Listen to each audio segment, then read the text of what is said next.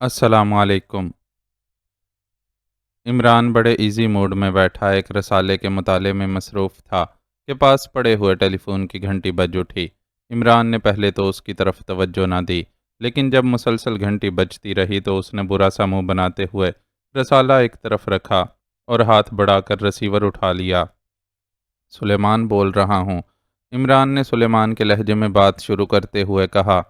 عمران کہاں ہے سلیمان؟ دوسری طرف سے سپرنٹینڈنٹ فیاض کی آواز سنائی دی تو عمران کی آنکھوں میں یکلخت چمک ابھر آئی۔ عمران صاحب، اوہ تو آپ کو علم نہیں ہے؟ حیرت ہے سپر صاحب، آپ تو اپنے آپ کو ان کا گہرا دوست کہتے رہتے ہیں، لیکن جب اس پر مشکل وقت پڑا تو آپ نے پوچھا تک نہیں۔ عمران نے سلیمان کے ہی لہجے میں کہا۔ کیا کہہ رہے ہو؟ کیسا مشکل وقت؟ کیا ہوا اسے؟ ٹھیک طرح بتاؤ۔ سپر فیاض کی آواز میں حیرت کے تاثرات ابھر آئے تھے۔ تو آپ کو واقعی کسی بات کا علم نہیں ہے؟ عمران نے منہ بناتے ہوئے کہا۔ بکواس مت کرو، سیدھی طرح بتاؤ کیا ہوا ہے۔ سپر فیاض کی دھاڑ سنائی دی۔ بات ہی ایسی ہے جناب کہ اب سیدھی ہو ہی نہیں سکتی۔ یہ مسئلہ ہی ایسا ہے، ایک بار ٹیڑھا ہو جائے تو پھر سیدھا نہیں ہو سکتا۔ آپ آج تک اسے سیدھا نہیں کر سکے تو عمران صاحب کیسے اسے سیدھا کر لیں گے؟ عمران اسے زچ کرنے پر تل گیا تھا۔ کیا تم نشے میں ہو؟ میں تمہیں گولی مار دوں گا۔ سپر فیاض کی قوت برداشت عمران کی توقع کے عین مطابق جواب دے چکی تھی۔ ظاہر ہے جناب آپ یہی کر سکتے ہیں کہ کسی دوست پر مشکل وقت پڑ جائے تو اس کی امداد کی بجائے اس کے ملازم کو ہی گولی مار دیں گے۔ بہرحال آپ کو گولی مارنے کی ضرورت نہیں، اب میں خود ہی خودکشی کا سوچ رہا ہوں۔ عمران صاحب کے اس مسئلے کے بعد میرے پاس اس کے سوا اور چارہ بھی کیا ہو سکتا ہے؟ عمران نے سلیمان کے لہجے میں کہا، لیکن اس بار انداز بیچارگی کا سا تھا۔ او آخر تم بتاتے کیوں نہیں ہو؟ کیا ہوا عمران صاحب کو؟ پلیز سلیمان، خدا کے لیے بتاؤ کیا ہوا؟ سپر فیاض نے بے بسی سے کہا۔ تو آپ کو واقعی نہیں معلوم؟ حد ہے، کمال ہے، عجیب بات ہے۔ عمران نے مسکراتے ہوئے جواب دیا۔ اوہو تم نہیں بتاؤ گے؟ مجھے معلوم ہے تم اس سے کم سور نہیں ہو، میں خود آ رہا ہوں، فیاض نے غصے سے دھاڑتے ہوئے کہا، اور ساتھ ہی عمران کو دوسری طرف سے کریڈل ریسیور پر پٹکنے کی آواز سنائی دی اور عمران نے مسکرا کر ریسیور رکھ دیا۔ اسے معلوم تھا کہ اب فیاض آندھی اور طوفان کی طرح فلیٹ پر پہنچے گا۔ سلیمان، جناب سلیمان صاحب، عمران نے ریسیور رکھتے ہی زور سے کہا، میں نے آپ کی باتیں سن لی ہیں، آپ مجھے سپر فیاض سے گولی مروانا چاہتے ہیں۔ میں آپ کی پلاننگ سمجھ گیا ہوں کہ میری تنخواہ بھی بچ جائے اور سپر فیاض کے پھانسی چڑھ جانے کے بعد فلیٹ بھی آپ کا ہو جائے، لیکن آپ کی یہ پلاننگ کامیاب نہیں ہو سکتی۔ میں اپنی تنخواہ نہیں چھوڑ سکتا، اور سپر فیاض کو جب میں نے بات بتا دی تو پھر اس کے ریوالور سے گولیاں اس طرح تڑپ کر باہر آ جائیں گی کہ آپ کا سنگ آرٹ بھی انہیں نہ روک سکے گا۔ دور سے سلیمان کی آواز سنائی دی۔ ارے کون سی بات؟ عمران نے آنکھیں گھماتے ہوئے پوچھا۔ یہ تو اسی کے آنے پر ہی بتاؤں گا، سلیمان نے جواب دیا، اور عمران بے اختیار ہنس پڑا۔ وہ سمجھ گیا تھا کہ سلیمان وہی ڈرامہ اس کے ساتھ دہرانے کی کوشش کر رہا ہے جو اس نے فیاض سے کھیلا ہے۔ چلو ٹھیک ہے، ہم دونوں اپنی اپنی بات بتا دیں گے، فیصلہ سپر فیاض خود کرے گا، عمران نے اونچی آواز میں کہا۔ میں دروازہ کھولنے نہیں جاؤں گا، یہ سن لیں، دروازہ آپ خود کھولیں گے، سلیمان نے جواب دیا۔ یہ کیسے ہو سکتا ہے؟ دروازہ کھولنا تمہارے فرائض میں شامل ہے اور اس کے لیے تمہیں باقاعدہ تنخواہ ملتی ہے، عمران نے غصیلے لہجے میں کہا۔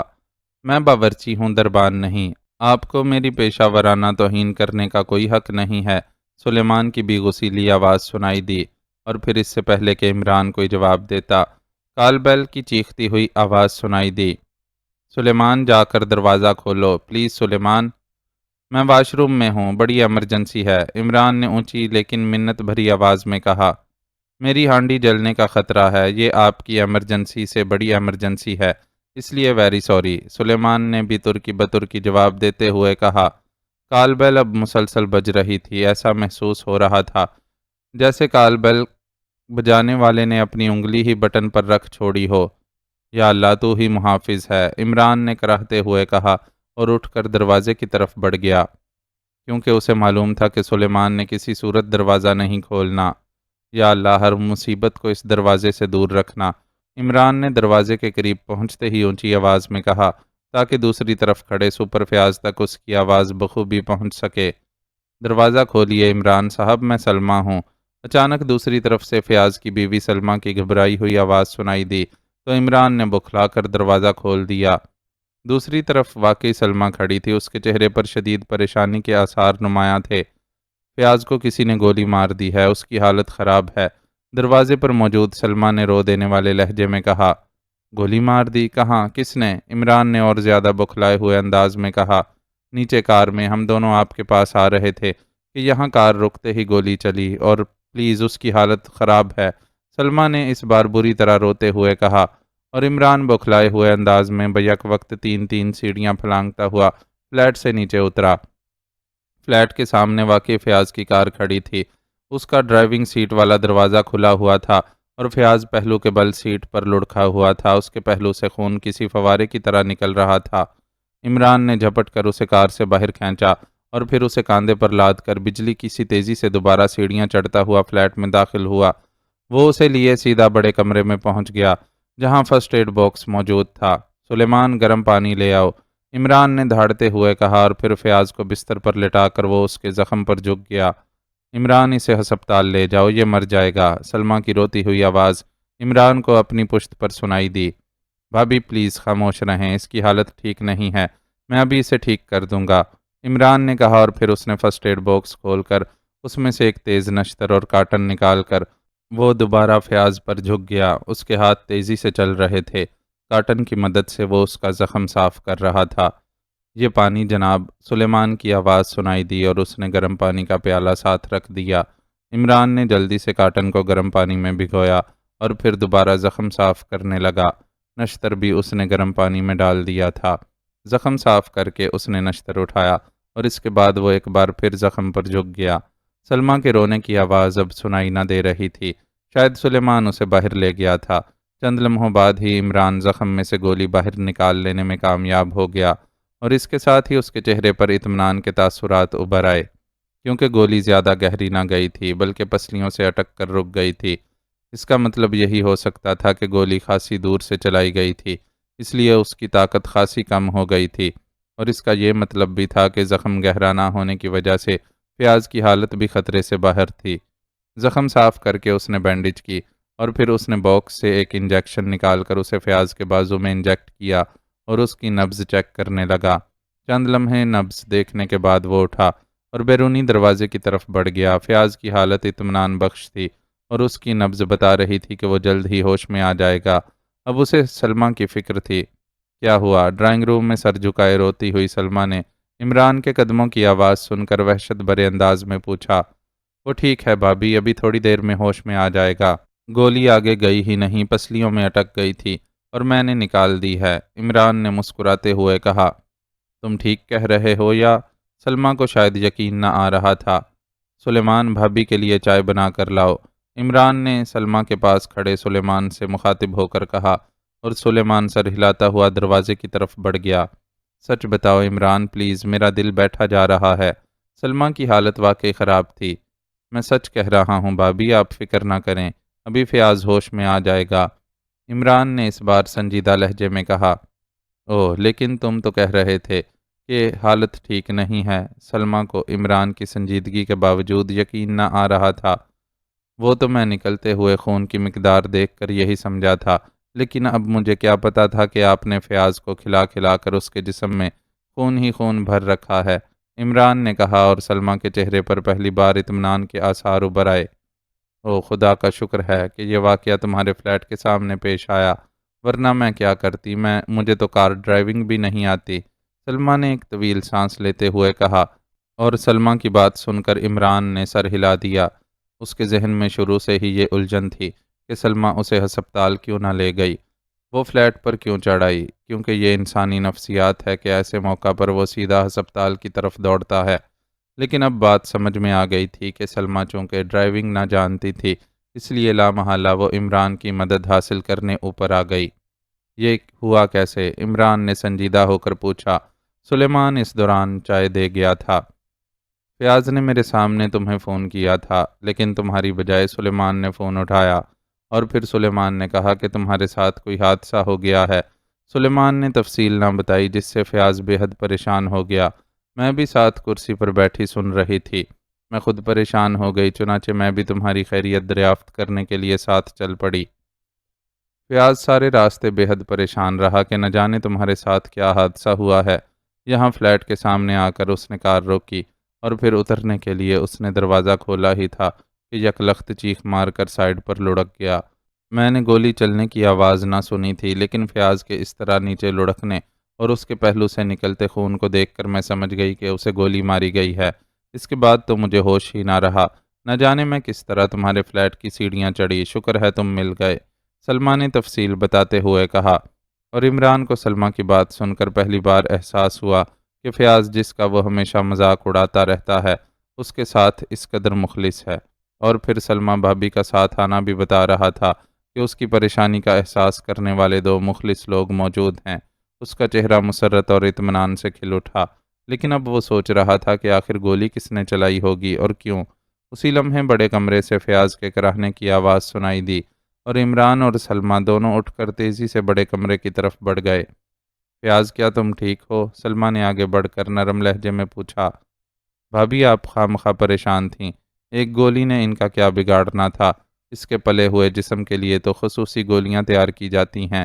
عمران نے جان بوجھ کر سور کا لفظ ادا کرنے کی بجائے صرف پلے ہوئے جسم کے الفاظ کہہ دیے تھے، کیونکہ بہرحال سلمیٰ کو وہ بڑی بہن سمجھتا تھا۔ او تم، وہ سلیمان تو کہہ رہا تھا کہ تمہارے ساتھ او۔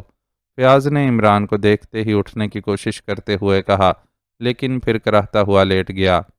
سلیمان اصل میں تمہارے متعلق کہہ رہا تھا، وہ اب باورچی کی بجائے نجومی بن گیا ہے، اس لیے اسے پہلے سے معلوم ہو گیا تھا کہ تمہارے ساتھ حادثہ پیش آنے والا ہے۔ کہتا ہے باورچی سے زیادہ نجومی کما لیتا ہے۔ عمران نے مسکراتے ہوئے کہا اور فیاض ہنس پڑا۔ اچھا یہ بتاؤ کہ یہ گولی کس نے چلائی ہے؟ عمران نے کہا۔ مجھ سے کیوں پوچھ رہے ہو، اپنے نجومی سے جا کر پوچھو، فیاض نے کہا اور عمران اس کے خوبصورت جواب پر بے اختیار کھلکھلا کر ہنس پڑا۔ وہ بڑی تگڑی فیس لینے والا نجومی ہے، اور تم جانتے ہو میری مالی حالت آج کل بڑی پتلی ہے، عمران نے کہا۔ کیوں کیا ہوا ہے؟ مالی حالت کیوں پتلی ہے؟ سلمیٰ نے چونک کر پوچھا۔ اب اسے کیا معلوم کہ عمران نے فیاض کے سامنے مالی حالت پتلی ہونے کے الفاظ کیوں ادا کیے ہیں۔ ظاہر ہے بھابی، جب باورچی نجومی بن جائے تو حالت نے پتلا ہی ہونا ہے، موٹی کیسے ہو سکتی ہے؟ عمران نے فوراً ہی بات بناتے ہوئے کہا، اور سلمیٰ بے اختیار ہنس پڑی۔ پھر اس سے پہلے کہ فیاض یا سلمیٰ کچھ کہتے دور سے ٹیلی فون کی گھنٹی بجنے کی آواز سنائی دی۔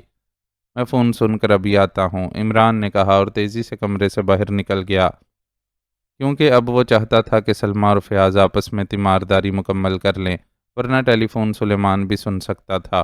فرمائیے، عمران نے ریسیور اٹھاتے ہوئے سنجیدہ لہجے میں کہا۔ سپرنٹینڈنٹ فیاض بچ گیا ہے، دوسری طرف سے ایک بھاری آواز سنائی دی۔ اگر تم نے اس سے قرضہ وصول کرنا ہے تو پھر تو نہیں بچا، اور اگر دینا ہے تو پھر بچ گیا ہے، عمران نے جواب دیا، لیکن ساتھ ہی اس نے ہاتھ بڑھا کر فون کی سائیڈ میں لگے ہوئے ایک چھوٹے سے بٹن کو دبا دیا۔ میں نے جان بوجھ کر اسے ایک موقع دیا ہے، ورنہ گولی اس کی کن پٹی پر بھی پڑ سکتی تھی، بھاری آواز والے نے کہا۔ بہت بہت شکریہ، یہ تو تم نے مجھ پر احسان کیا ہے، ورنہ مجھے تو فیاض کے مرنے کے بعد سڑک پر چھابڑی لگانی پڑتی، عمران نے جواب دیتے ہوئے کہا۔ اسے کہہ دو کہ آئندہ اس نے ریڈ ٹی کے بارے میں کوئی تحقیقات کی تو یہ گولی کن پٹی پر ہی پڑے گی، دوسری طرف سے کہا گیا، اور اس کے ساتھ ہی رابطہ ختم ہو گیا۔ عمران نے جلدی سے ریسیور رکھا اور پھر تیزی سے مڑ کر وہ ڈرائنگ روم سے نکل کر دوڑتا ہوا اپنے خاص کمرے کی طرف بڑھ گیا۔ خاص کمرے میں موجود ٹیلی فون کے ساتھ رکھی ہوئی مشین کا بٹن دبتے ہی اس پر موجود چھوٹی سی سکرین پر پبلک فون بوتھ کا نشان اور نمبر ظاہر ہو گیا، اور عمران نے ایک طویل سانس لیتے ہوئے مشین کا بٹن آف کر دیا اور پھر کمرے سے باہر نکل آیا۔ فیاض اس دوران بڑے کمرے سے ڈرائنگ روم میں پہنچ چکا تھا۔ سلمیٰ اسے سہارا دے کر لے آئی تھی۔ یہ ریڈ ٹی کا کیا چکر ہے؟ عمران نے فیاض کے سامنے صوفے پر بیٹھتے ہوئے کہا۔ ریڈ ٹی کیا مطلب؟ تمہیں اس کا علم کیسے ہوا؟ فیاض نے بری طرح چونکتے ہوئے کہا۔ میں نے بتایا تو ہے کہ سلیمان اب باورچی کا کام چھوڑ کر نجومی بن گیا ہے، پھر تم بار بار پوچھتے ہو، عمران نے منہ بناتے ہوئے کہا۔ بکواس مت کرو، سیدھی طرح بتاؤ، تمہیں ریڈ ٹی کے بارے میں کیسے معلوم ہوا؟ فیاض نے سر جھٹکتے ہوئے پوچھا۔ یار، ٹی یعنی چائے باورچی خانے کا آئٹم ہے، ظاہر ہے اس لیے سلیمان کے علاوہ اور کون بتا سکتا ہے لیکن وہ کہہ رہا تھا کہ اس کے اصل ذائقے کا علم سپر فیاض کو ہی ہے۔ عمران نے جواب دیا، تم میں یہی بری عادت ہے، سیدھی بات کو تم کرتے نہیں ہو۔ سیدھی طرح بتاؤ کہ ریڈ ٹی کے بارے میں تمہیں کیسے علم ہوا، یہ تو ٹاپ سیکرٹ ہے۔ فیاض کا لہجہ بتا رہا تھا کہ وہ ریڈ ٹی کا نام سنتے ہی اپنی تکلیف بھی بھول چکا ہے۔ بتا دو عمران، ورنہ یہ بحث زندگی بھر ختم نہ ہوگی، سلمہ نے برا سا منہ بناتے ہوئے کہا۔ اوہ، آپ کا حکم ہے تو بغیر فیس کے بتا دیتا ہوں۔ تو جناب سپر، ابھی جو ٹیلی فون آیا تھا اس نے کہا ہے کہ سپر فیاض کو آگاہ کر دیا جائے کہ اب اگر اس نے ریڈ ٹی کے بارے میں تحقیقات کی تو گولی کنپٹی پر پڑے گی۔ عمران نے سنجیدہ لہجے میں کہا، اوہو، اس کا مطلب ہے کہ یہ حملہ ریڈ ٹی نے کیا ہے۔ لیکن فیاض نے بکھلائے ہوئے انداز میں کہا، اور پھر بیوی کی طرف دیکھ کر یکلخت خاموش ہو گیا۔ عمران سمجھ گیا کہ وہ بیوی کے سامنے کوئی سرکاری راز نہیں بتانا چاہتا۔ ٹھیک ہے، میں سلیمان کو ہدایت کر دیتا ہوں کہ وہ ذائچہ بنا کر باقی بات معلوم کرے۔ آؤ میں تمہیں گھر تک پہنچا دوں، تم خود کار ڈرائیو نہ کر سکو گے۔ عمران نے سنجیدہ لہجے میں اٹھ کر کھڑے ہوتے ہوئے کہا، اور فیاض نے بھی سر ہلا کر اٹھنے کی کوشش کی، لیکن پھر وہ کراہ کر بیٹھ گیا۔ یار ہمت کرو، کم از کم بیوی کے سامنے تو بزدلی نہ دکھاؤ۔ شوہر کی چاہے چوہا دیکھ کر جان نکل جاتی ہو، لیکن بیوی کی نظروں میں وہ ہرکولس سے بھی زیادہ طاقتور ہوتا ہے، عمران نے کہا۔ اور سلمہ اس کی بات سن کر بے اختیار ہنس پڑی، اور اس کی بات سن کر عمران کی توقع کے مطابق فیاض تیزی سے اٹھ کھڑا ہوا اور اس نے منہ اس طرح بینچ لیا جیسے حلق سے نکلنے والی کراہوں کو بڑی مشکل سے ضبط کر رہا ہو۔ البتہ تکلیف کی وجہ سے اس کا چہرہ بگڑ گیا تھا، لیکن عمران، وہ آدمی باہر موجود ہوگا، سلمہ نے گھبرائے ہوئے لہجے میں کہا۔ کمال ہے بھابھی، فیاض نے آپ کو بچانے کے لیے خود گولی کھا لی اور آپ اب بھی ڈرتی ہیں، عمران نے مسکراتے ہوئے کہا اور دروازے کی طرف بڑھ گیا۔ سلمہ نے فیاض کا بازو پکڑا اور وہ دونوں آہستہ آہستہ بیرونی دروازے کی طرف بڑھ گئے۔ چند لمحوں بعد عمران فیاض کی کار چلاتا ہوا اس کی کوٹھی کی طرف بڑھا جا رہا تھا۔ اس کی نظریں بیک مرر پر جمی ہوئی تھیں۔ فیاض اور اس کی بیوی پچھلی سیٹ پر خاموش بیٹھے ہوئے تھے۔ کوٹھی میں پہنچ کر فیاض تو بیڈ پر لیٹ گیا، جبکہ سلمہ ان دونوں کے لیے کچھ لانے کا بندوبست کرنے باورچی خانے کی طرف بڑھ گئی۔ ہاں اب بتاؤ، یہ ریڈ ٹی کا کیا قصہ ہے؟ عمران نے اس بار سنجیدہ لہجے میں کہا۔ میں اسی سلسلے میں تم سے بات کرنا چاہتا تھا، سر عبد الرحمن نے تو مجھے سختی سے منع کر دیا تھا کہ تمہیں اس کیس کی ہوا نہ لگے، لیکن باوجود کوشش کے مجھے اس کیس کا کوئی سر پیر ہی سمجھ نہ آ رہا تھا، اس لیے میں نے سوچا کہ تم سے مدد حاصل کی جائے۔ فیاض نے کہا، تم اصل بات بتاؤ، آج کل میں بڑی کڑکی میں ہوں، اس لیے تمہارا یہ کیس میرے چند دن گزارنے میں بڑی مدد کرے گا۔ عمران نے منہ بناتے ہوئے کہا، تمہیں تو ہر وقت بس پیسے کی پڑی رہتی ہے، کبھی خلوص سے بھی تم نے میری مدد کی ہے؟ فیاض نے برا سا منہ بناتے ہوئے کہا، میں تو واقعی خلوص سے تمہاری مدد کرتا ہوں، کیونکہ بیچارے مفلس کے پاس سوائے خلوص کے اور کچھ ہوتا ہی نہیں، اور یہ خلوص ہی ایک ایسی چیز ہے جو مفت مل جاتی ہے، باقی رقم والا مسئلہ تو تمہارا ہے۔ آخر دوست مشکل وقت میں ساتھ دینا تم پر بھی تو فرض ہے، اور تمہاری فرض شناسی کی تعریف تو ڈیڈی بھی کرتے ہیں، عمران نے طنزیہ انداز میں کہا۔ میری فرض شناسی کی تعریف اور سر عبد الرحمن کریں، کیوں مجھے بیوقوف بناتے ہو؟ سپر فیاض نے برا سا منہ بناتے ہوئے کہا، بیوقوف تو اسے بنایا جاتا ہے جو عقل مند ہو، کیوں بھابھی؟ عمران نے فوراً ہی سلمہ سے مخاطب ہو کر کہا، جو جوس کے گلاس ٹرے میں رکھے اسی وقت کمرے میں داخل ہوئی تھی۔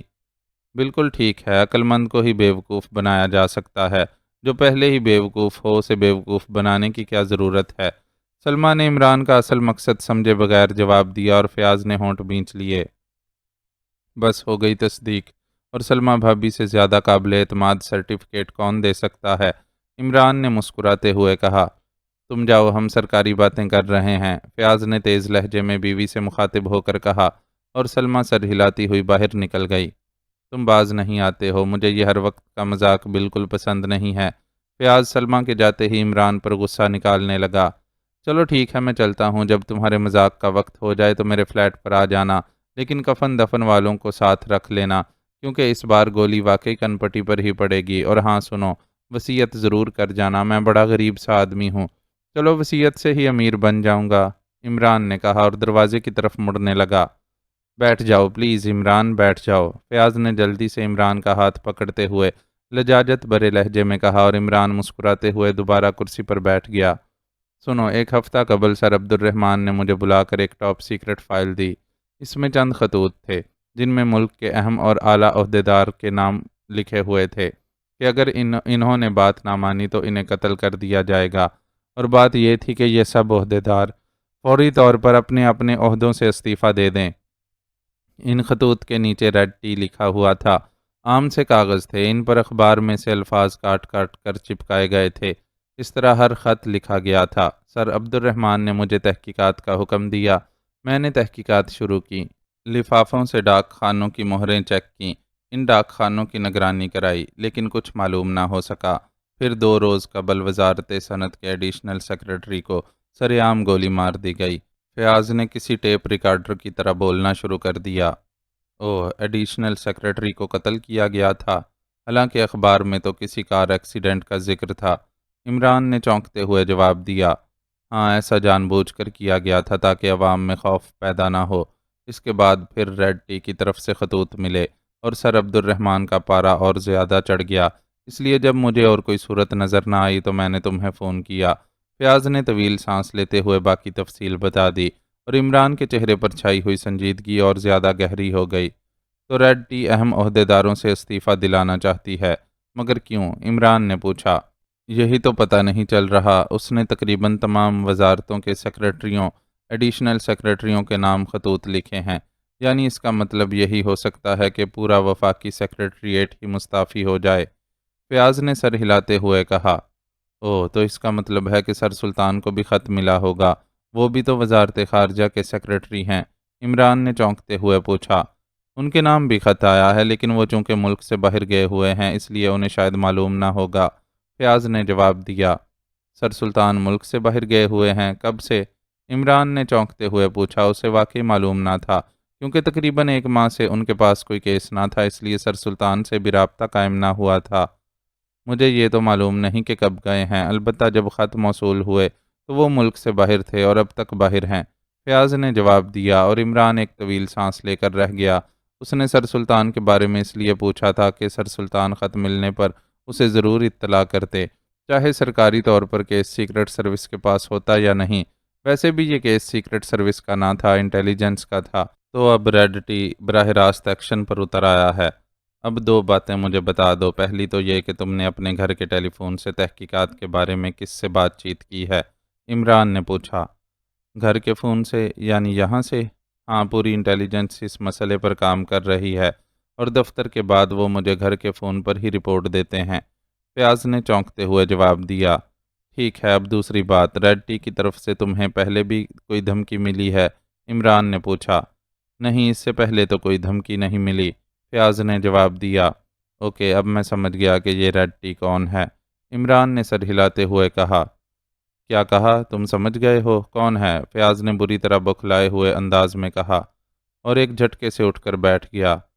کوئی مجرم لگتا ہے، عمران نے بڑے معصوم سے لہجے میں کہا، اور فیاض کے ہونٹ یک لخت بھنچ گئے۔ تم مجھ سے چھپا رہے ہو، سچ بتاؤ، کیا واقعی تم اسے پہچان گئے ہو؟ فیاض نے کہا۔ دیکھو فیاض، پہلی بات تو یہ ہے کہ یہ کیس تمہارے پاس ہے، اس لیے تم اسے حل کرنے کے پابند ہو۔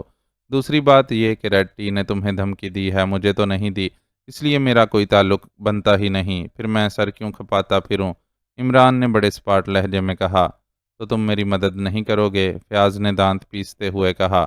مدد؟ ارے یار، میں نے تمہیں پہلے بھی بتایا ہے کہ آج کل سخت کڑکی کا زمانہ ہے، اس لیے بھلا میں کیا مدد کر سکتا ہوں؟ البتہ شاید 2-4 روپے جیب میں پڑے ہوں تو میں کہہ نہیں سکتا، عمران نے باقاعدہ جیب میں ٹٹولتے ہوئے کہا۔ ٹھیک ہے، تم جا سکتے ہو، میں خود ہی اس کیس کو حل کر لوں گا، نہ کر سکا تو استعفیٰ دے دوں گا، ٹھیک ہے، جاؤ، فیاض نے باقاعدہ روٹھنے والے انداز میں کہا، اور سرہانے سے سر ٹکا کر اس نے آنکھیں بند کر لیں۔ استعفیٰ دینے کے بعد مجھے اطلاع ضرور دینا تاکہ تمہاری پوسٹ پر میں سلیمان کا انٹرویو کروا سکوں، کم از کم اس کی تنخواہ سے تو میری جان چھوٹ ہی جائے گی۔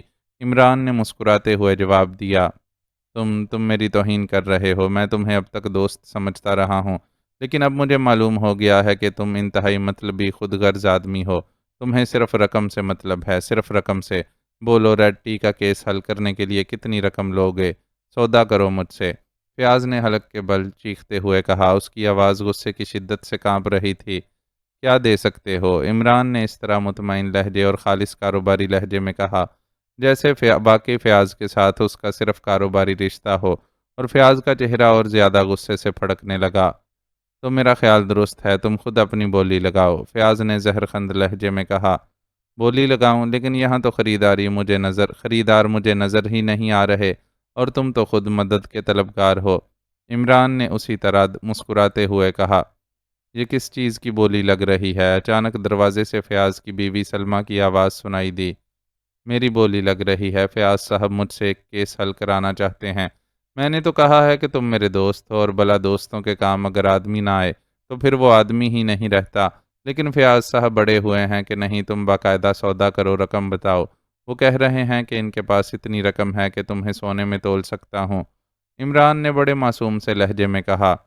یہ تمہیں سونے میں تولے گا؟ تنخواہ تو پوری گھر میں آتی نہیں۔ پچھلے 1 سال سے کہہ رہی ہوں کہ سونے کا ایک لاکٹ بنوا دو، تو یہی جواب ملتا ہے کہ پیسے ہی نہیں ہیں۔ بونس ملے گا تو لاکٹ بنوا دوں گا، اور تمہیں سونے میں تولے گا؟ کیوں فیاض؟ سلمہ نے یکلخت غصیلے لہجے میں کہا۔ یہ ایسے ہی بکواس کرتا رہتا ہے، اور تم ہمیشہ اس کی باتوں میں آ جاتی ہو۔ تنخواہ تو تمہارے سامنے آتی ہے اور تم ہی اسے خرچ کرتی ہو۔ میں تو جیب خرچ بھی تم سے لیتا ہوں، فیاض نے رو دینے والے لہجے میں کہا۔ ساتھ ہی وہ عمران کو ایسی نظروں سے دیکھ رہا تھا جیسے کہہ رہا ہو، خدا کے لیے سلمہ کو بینکوں والے اکاؤنٹ کے متعلق نہ بتانا۔ لیکن ابھی تو تم سودا کر رہے تھے کہ اپنی بولی لگاؤ، عمران نے مزے لیتے ہوئے کہا۔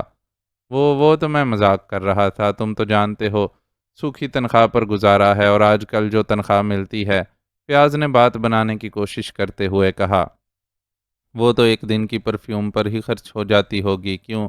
عمران نے اسے چھیڑتے ہوئے کہا۔ کیا کہہ رہے ہو؟ یہ پرفیوم وغیرہ خریدی جاتی ہے؟ مجھے تو یہی بتایا جاتا ہے کہ تحفے میں ملتی ہے، سلمہ نے چونکتے ہوئے پوچھا۔ تحفہ؟ ہاں، تحفہ ہی ہوتا ہے۔ بھلا دکاندار کی جرت ہے کہ سپر فیاض کو تحفہ نہ دے، عمران نے مسکراتے ہوئے کہا۔ وہ شاید کہنا تو کچھ اور چاہتا تھا، لیکن فیاض نے بیوی کی نظریں بچا کر ہاتھ جوڑ دیے۔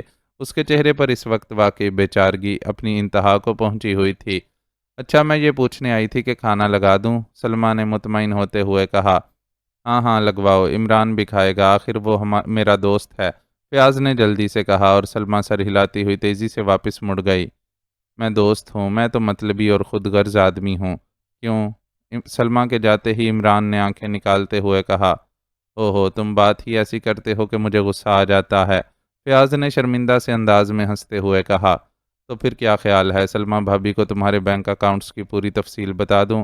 اس کے بعد شاید تم اسے سونے کا لاکٹ بنوا کر دینے کے لیے بونس کا انتظار نہیں کرو گے، عمران نے مسکراتے ہوئے کہا۔ او خدا کے لیے عمران، فار گاڈ سیک، سلمہ کو اس بات کی ہوا بھی نہ لگنے دینا، ورنہ مجھے خودکشی کرنی پڑ جائے گی۔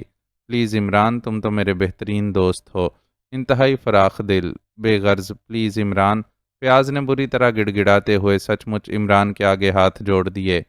واہ، اب وہ دوست کی تعریف ہی بدل گئی، اب میں فراخ دل اور بے غرض بن گیا ہوں، واہ، اسی لیے تو کہتے ہیں کہ شادی کے بعد ہی آدمی کو صحیح عقل آتی ہے، عمران نے مسکراتے ہوئے جواب دیا، اور پھر اس سے پہلے کہ فیاض کچھ کہتا، پاس پڑے ہوئے ٹیلی فون کی گھنٹی بج اٹھی۔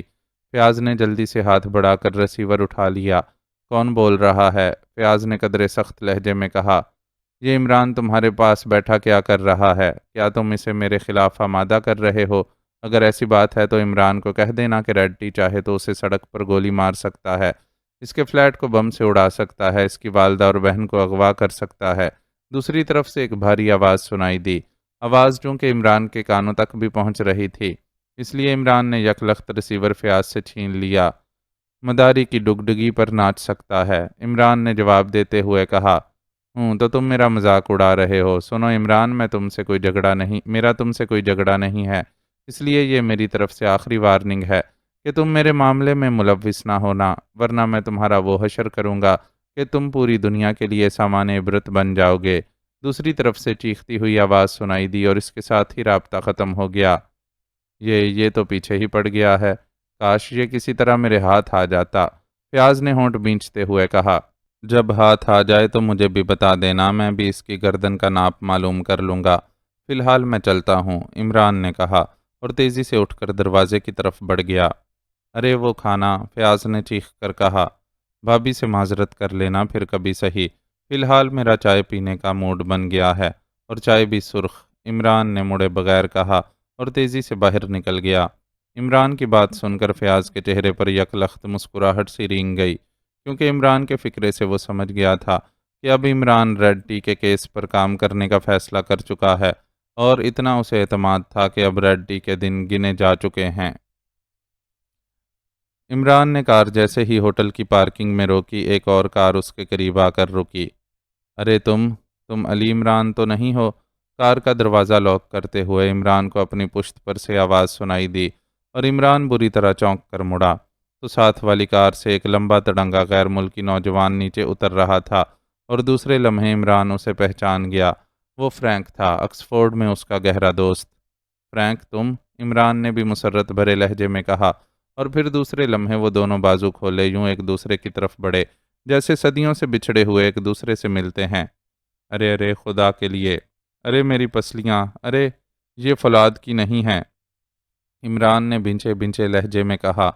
مجھے معلوم ہے تمہاری پسلیوں کے متعلق، اور یہ بھی سن لو کہ میں تمہارے کارناموں سے بھی واقف ہوں، اس لیے میرے ساتھ کسی چکر بازی کی کوشش نہ کرنا، فرینک نے علیحدہ ہوتے ہوئے کہا۔ اس کے چہرے پر واقعی خلوص اور دوستی کی جگمگاہٹ موجود تھی۔ اچھا، تو تم نے شاید میری پسلیوں پر ہی مقالہ لکھ کر ڈاکٹریٹ کی ڈگری لی ہوگی، کیونکہ مجھے معلوم ہوا تھا کہ تم نے ڈاکٹریٹ کی ڈگری آکسفورڈ سے حاصل کر ہی لی تھی، عمران نے ہنستے ہوئے کہا۔ ہاں، بڑی مشکل سے ملی تھی، میرا مقالہ ہی پاس نہ کر رہے تھے، بہرحال ہو گئی، فرینک نے ہنستے ہوئے کہا۔ یعنی آکسفورڈ والوں کو آخرکار شرم آ ہی گئی۔ سناؤ آج کل کیا ہو رہا ہے؟ مجھے تو پتہ چلا تھا کہ تم ہالینڈ کی انٹیلیجنس یعنی خفیہ سروس میں ملازم ہو، عمران نے سر ہلاتے ہوئے کہا۔ ارے تمہیں کیسے پتہ چل گیا؟ کمال ہے، تم کبھی ہالینڈ نہیں آئے، میں پہلی بار یہاں پاکیشی آیا ہوں۔ پھر کیسے؟ فرینک کے لہجے میں بے پناہ حیرت تھی۔ آؤ حال میں چل کر بیٹھتے ہیں، پھر میں تمہیں تفصیل سے بتاتا ہوں کہ میں کتنا بڑا نجومی ہوں، عمران نے مسکراتے ہوئے کہا، اور فرینک کا ہاتھ پکڑ کر ہال کے مین گیٹ کی طرف چل پڑا۔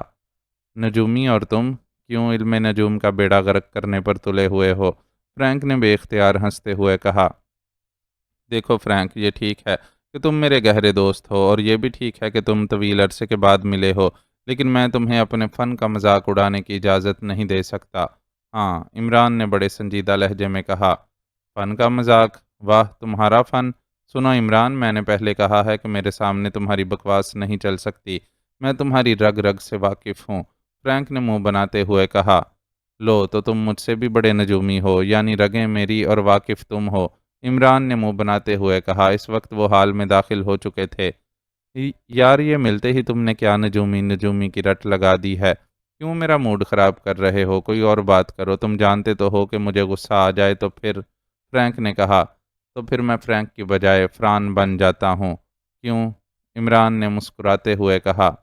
او ظالم، یہ تم نے کیا یاد دلا دیا، ہم تو تڑپتے ہی رہ گئے، اور فران کو وہ ریچھ کی شکل والا ہنری لے اڑا، اب تو وہ 6-7 بچے بھی پیدا کر چکی ہوگی، فرینک نے برا سا منہ بناتے ہوئے کہا، اور عمران اس کا لہجہ سن کر بے اختیار ہنس پڑا۔ وہ دونوں ایک خالی میز پر بیٹھ چکے تھے۔ تو کیا ہوا، کرکٹ کی باقی ٹیم تم پوری کر لینا، عمران نے ہنستے ہوئے کہا۔ وہ ریچھ اس کی جان چھوڑے گا تو؟ بہرحال چھوڑو، یہ بتاؤ کہ کیا تم واقعی یہاں کی سیکرٹ سروس کے لیے کام کرتے ہو؟ فرینک نے سنجیدہ ہوتے ہوئے پوچھا۔ سیکرٹ سروس کے لیے؟ ارے کیا غضب کر رہے ہو، کیوں ڈیڈی سے مجھے جوتیاں مروانے کا ارادہ ہے؟ عمران نے خوف زدہ ہوتے ہوئے کہا۔ کیوں، اس میں جوتیاں کہاں سے گھس آئیں؟ سیکرٹ سروس کے لیے کام کرنا جرم ہے؟ فرینک کے چہرے پر حیرت تھی۔ جرم تو نہیں ہے، لیکن تم خود سوچو، ڈیڈی تو سینٹرل انٹیلیجنس کے ڈائریکٹر جنرل ہیں، اور ان کا بیٹا لمبے ڈنڈے والا برش اٹھائے لوگوں کی خفیہ سروس کرتا پھرے، ڈیڈی اسے بھلا کیسے گوارا کر سکتے ہیں؟ عمران نے کہا۔ برش اٹھائے اور خفیہ سروس کرتا پھرے؟ کیا تم ابھی ابھی مینٹل ہسپتال سے تو فرار ہو کر نہیں آئے؟ میں سیکرٹ سروس کی بات کر رہا ہوں، اور تم نے نہ جانے کیا بکواس شروع کر دی ہے، فرینک نے حیرت بھرے انداز میں کہا۔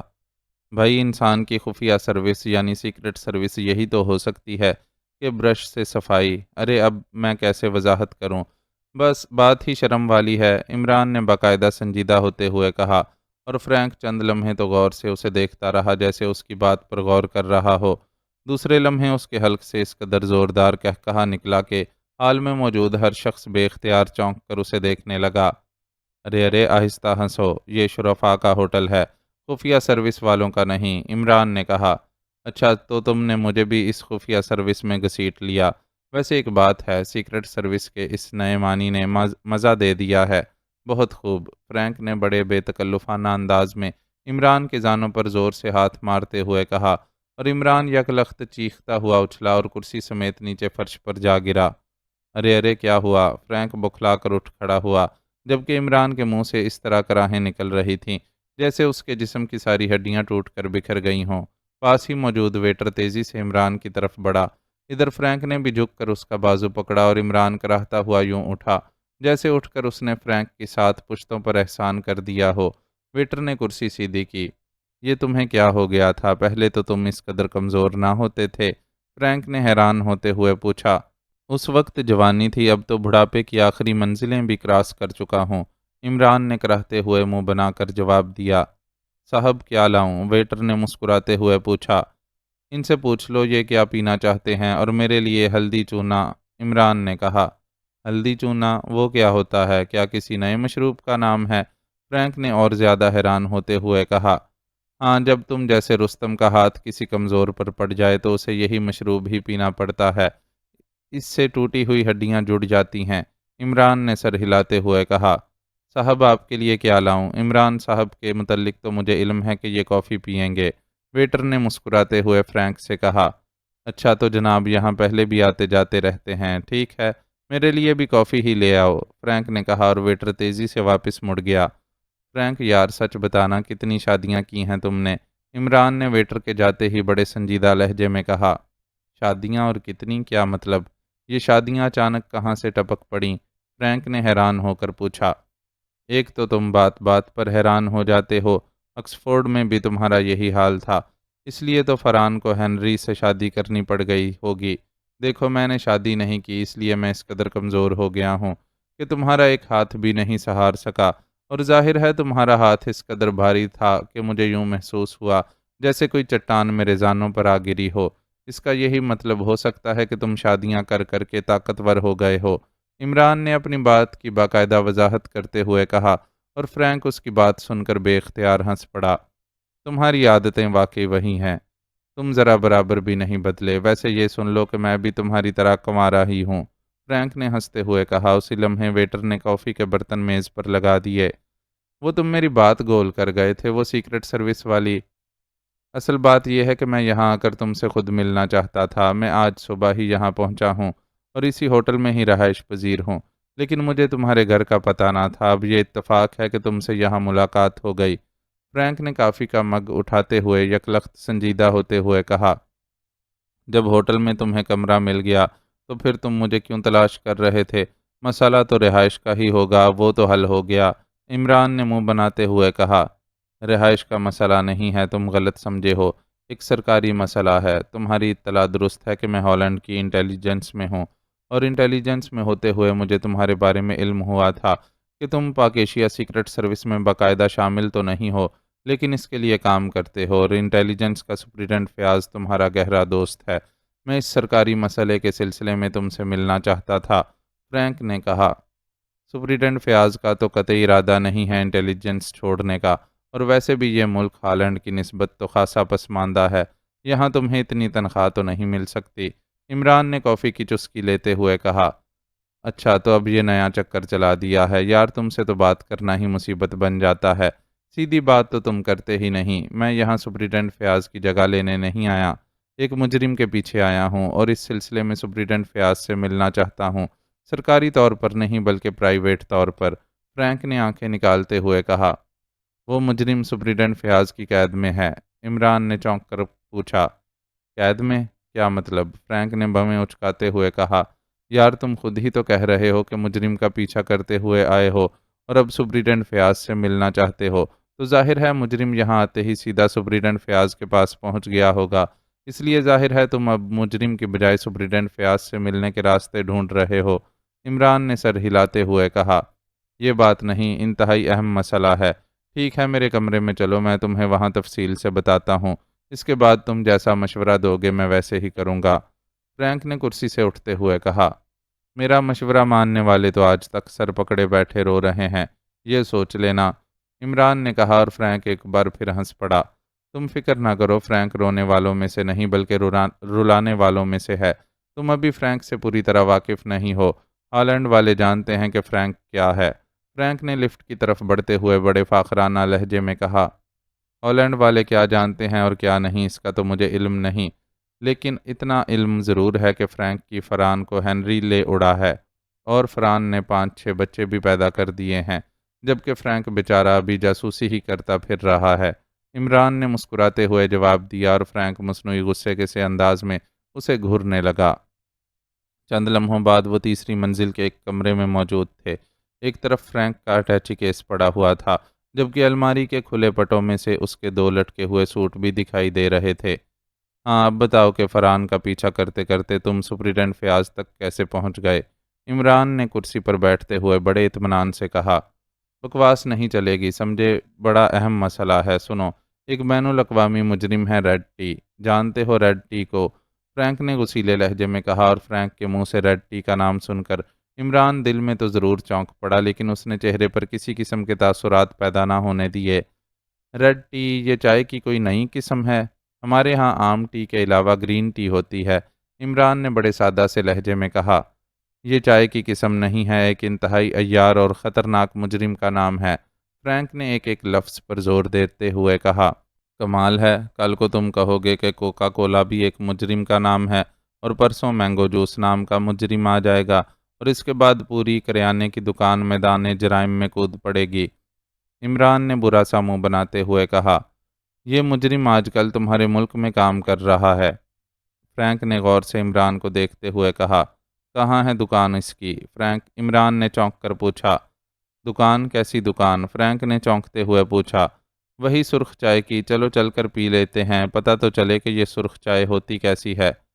عمران نے سر ہلاتے ہوئے جواب دیا، اس کا مطلب ہے میں نے تمہارے متعلق اب تک جو سنا ہے وہ غلط ہے، تم بالکل احمق اور گھمڑ آدمی ہو۔ ٹھیک ہے، آئی ایم سوری، میں خود سپرنٹینڈنٹ فیاض سے بات کر لوں گا، فرینک نے بری طرح الجھے ہوئے لہجے میں کہا۔ لیکن تم اس سے کس طرح بات کرو گے؟ تمہیں جتنی انگریزی آتی ہے اتنی انگریزی تو وہ 5ویں جماعت میں پڑھ چکا ہے، اور اردو تمہیں آتی نہیں۔ عمران نے مسکراتے ہوئے کہا، ویسے وہ دل ہی دل میں سوچ رہا تھا کہ ریڈ ٹی کا سلسلہ اس کی توقع سے کچھ زیادہ ہی دراز ہوتا جا رہا ہے۔ دیکھو عمران، مذاق ختم کرو، یہ واقعی انتہائی سیریس مسئلہ ہے، صرف ہمارے لیے نہیں تمہارے ملک کے لیے بھی۔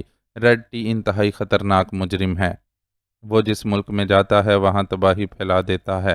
انٹیلیجنس، سیکرٹ سروس اور پوری حکومت کو اس قدر زچ کرتا ہے کہ سب لوگ بری طرح بوکھلا جاتے ہیں۔ ہمارے ملک میں بھی اس نے یہی کام دکھایا، اس کا نتیجہ یہ ہوا کہ ہم اپنے ملک کے 10 اعلیٰ ترین عہدیدار قتل کرا بیٹھے، ایک سائنس لیبارٹری تباہ ہوئی، بڑے 2 بینکوں پر ڈاکے پڑے، اور اس کے بعد ہمیں 2 کروڑ پاؤنڈ دے کر اپنی جان چھڑانی پڑی۔ لیکن میں نے قسم کھائی تھی کہ میں اس سے انتقام لوں گا، اس لیے میں انکوائری میں لگا رہا، اور پھر مجھے معلوم ہوا کہ ریڈ ٹی ہالینڈ سے اب پاکیشیا پہنچ گیا ہے۔ چنانچہ میں یہاں آ گیا، سرکاری طور پر نہیں، غیر سرکاری طور پر۔ سرکاری طور پر تو میں 6 ماہ کی چھٹی پر ہوں، یہی وجہ ہے کہ میں سرکاری طور پر نہیں بلکہ پرائیویٹ طور پر سپرنٹینڈنٹ فیاض سے ملنا چاہتا ہوں، تاکہ ہم مل کر اس مجرم کا گھیراؤ کر سکیں۔ فرینک نے بولنا شروع کیا تو بس بولتا ہی چلا گیا۔ اچھا، پھر تو یہ واقعی ریڈ ٹی ہے۔ بہرحال میں اس سلسلے میں کیا کر سکتا ہوں؟ یقین کرو میرا وزن تو صرف 50-60 پاؤنڈ ہی ہوگا، بس ہڈیاں ہی ہڈیاں ہیں، گوشت تو میں نے اپنی خالہ جان کے جسم کو کرایہ پر دیا ہوا ہے۔ عمران نے مسمسا سا منہ بناتے ہوئے کہا، وہ 2 کروڑ پاؤنڈ رقم کو وزن کی طرف گھما کر لے گیا تھا، تو تم اس مجرم کے خلاف کوئی کارروائی نہیں کرنا چاہتے؟ فرینک نے غصیلے لہجے میں کہا۔ یار ایک بات بتاؤ، نہ میں حکومت کا اعلیٰ عہدیدار کے قتل کے خوف سے ریڈ ٹی کے خلاف کام شروع کر دوں، نہ میری کوئی سائنس لیبارٹری ہے جس کی تباہی کا خوف ہو، اور نہ ہی میرے پاس رقم کے جس کا ریڈ ٹی کے پاس جانے کا خطرہ ہو۔ پھر مجھے پاگل کتے نے کاٹا ہے کہ میں اس قدر خوفناک مجرم کے پیچھے بھاگتا پھروں؟ البتہ اگر تمہیں وہ مل جائے تو مجھے بتا دینا، میں کوشش کروں گا کہ ان 2 کروڑ پاؤنڈ میں سے پہلے وہ تو کم از کم اس سے حاصل کر لوں۔ عمران نے برا سا منہ بناتے ہوئے کہا، لیکن میں نے سنا تھا کہ تم سیکرٹ سروس کے لیے کام کرتے ہو۔ فرینک نے اسے گھورتے ہوئے کہا، کسی دشمن نے یہ ہوائی اڑائی ہوگی، اور اڑتے اڑتے ہالینڈ میں یہ ہوائی جا گری ہوگی۔ بتایا تو ہے کہ فریڈی کے ہوتے ہوئے میں خفیہ سروس کا دھندا کیسے کر سکتا ہوں، جوتیاں کھانی ہیں میں نے۔ इमरान ने कहा और फ्रैंक हंस पड़ा। ठीक है, मैं समझ गया। ये केस सीक्रेट सर्विस का ना होगा, इंटेलिजेंसी से डील कर रही होगी। क्या तुम सुप्रीडेंट फयाज से मेरी मुलाकात करा सकते हो? फ्रैंक ने हंसते हुए कहा। कितने पैसे हैं तुम्हारी जेब में? इमरान ने बड़े संजीदा लहजे में पूछा। पैसे? क्या मतलब? फ्रैंक ने चौंकते हुए पूछा। वो आजकल जख्मी होकर घर पड़ा है, इसलिए जाहिर है ऐसा मुलाकाती उसे पसंद आएगा जो उसके इलाज मालजे का खर्चा तो कम अज़ कम उठा ले। और ये भी बता दूं कि वो सुप्रीडेंट फयाज है, कोई घसियारा नहीं।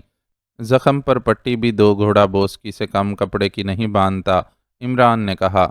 जख्मी पड़ा है? क्या मतलब? किसने उसे जख्मी किया है? फ्रैंक ने बुरी तरह चौंकते हुए पूछा। वो इमरान की बाकी बात गोल कर गया था।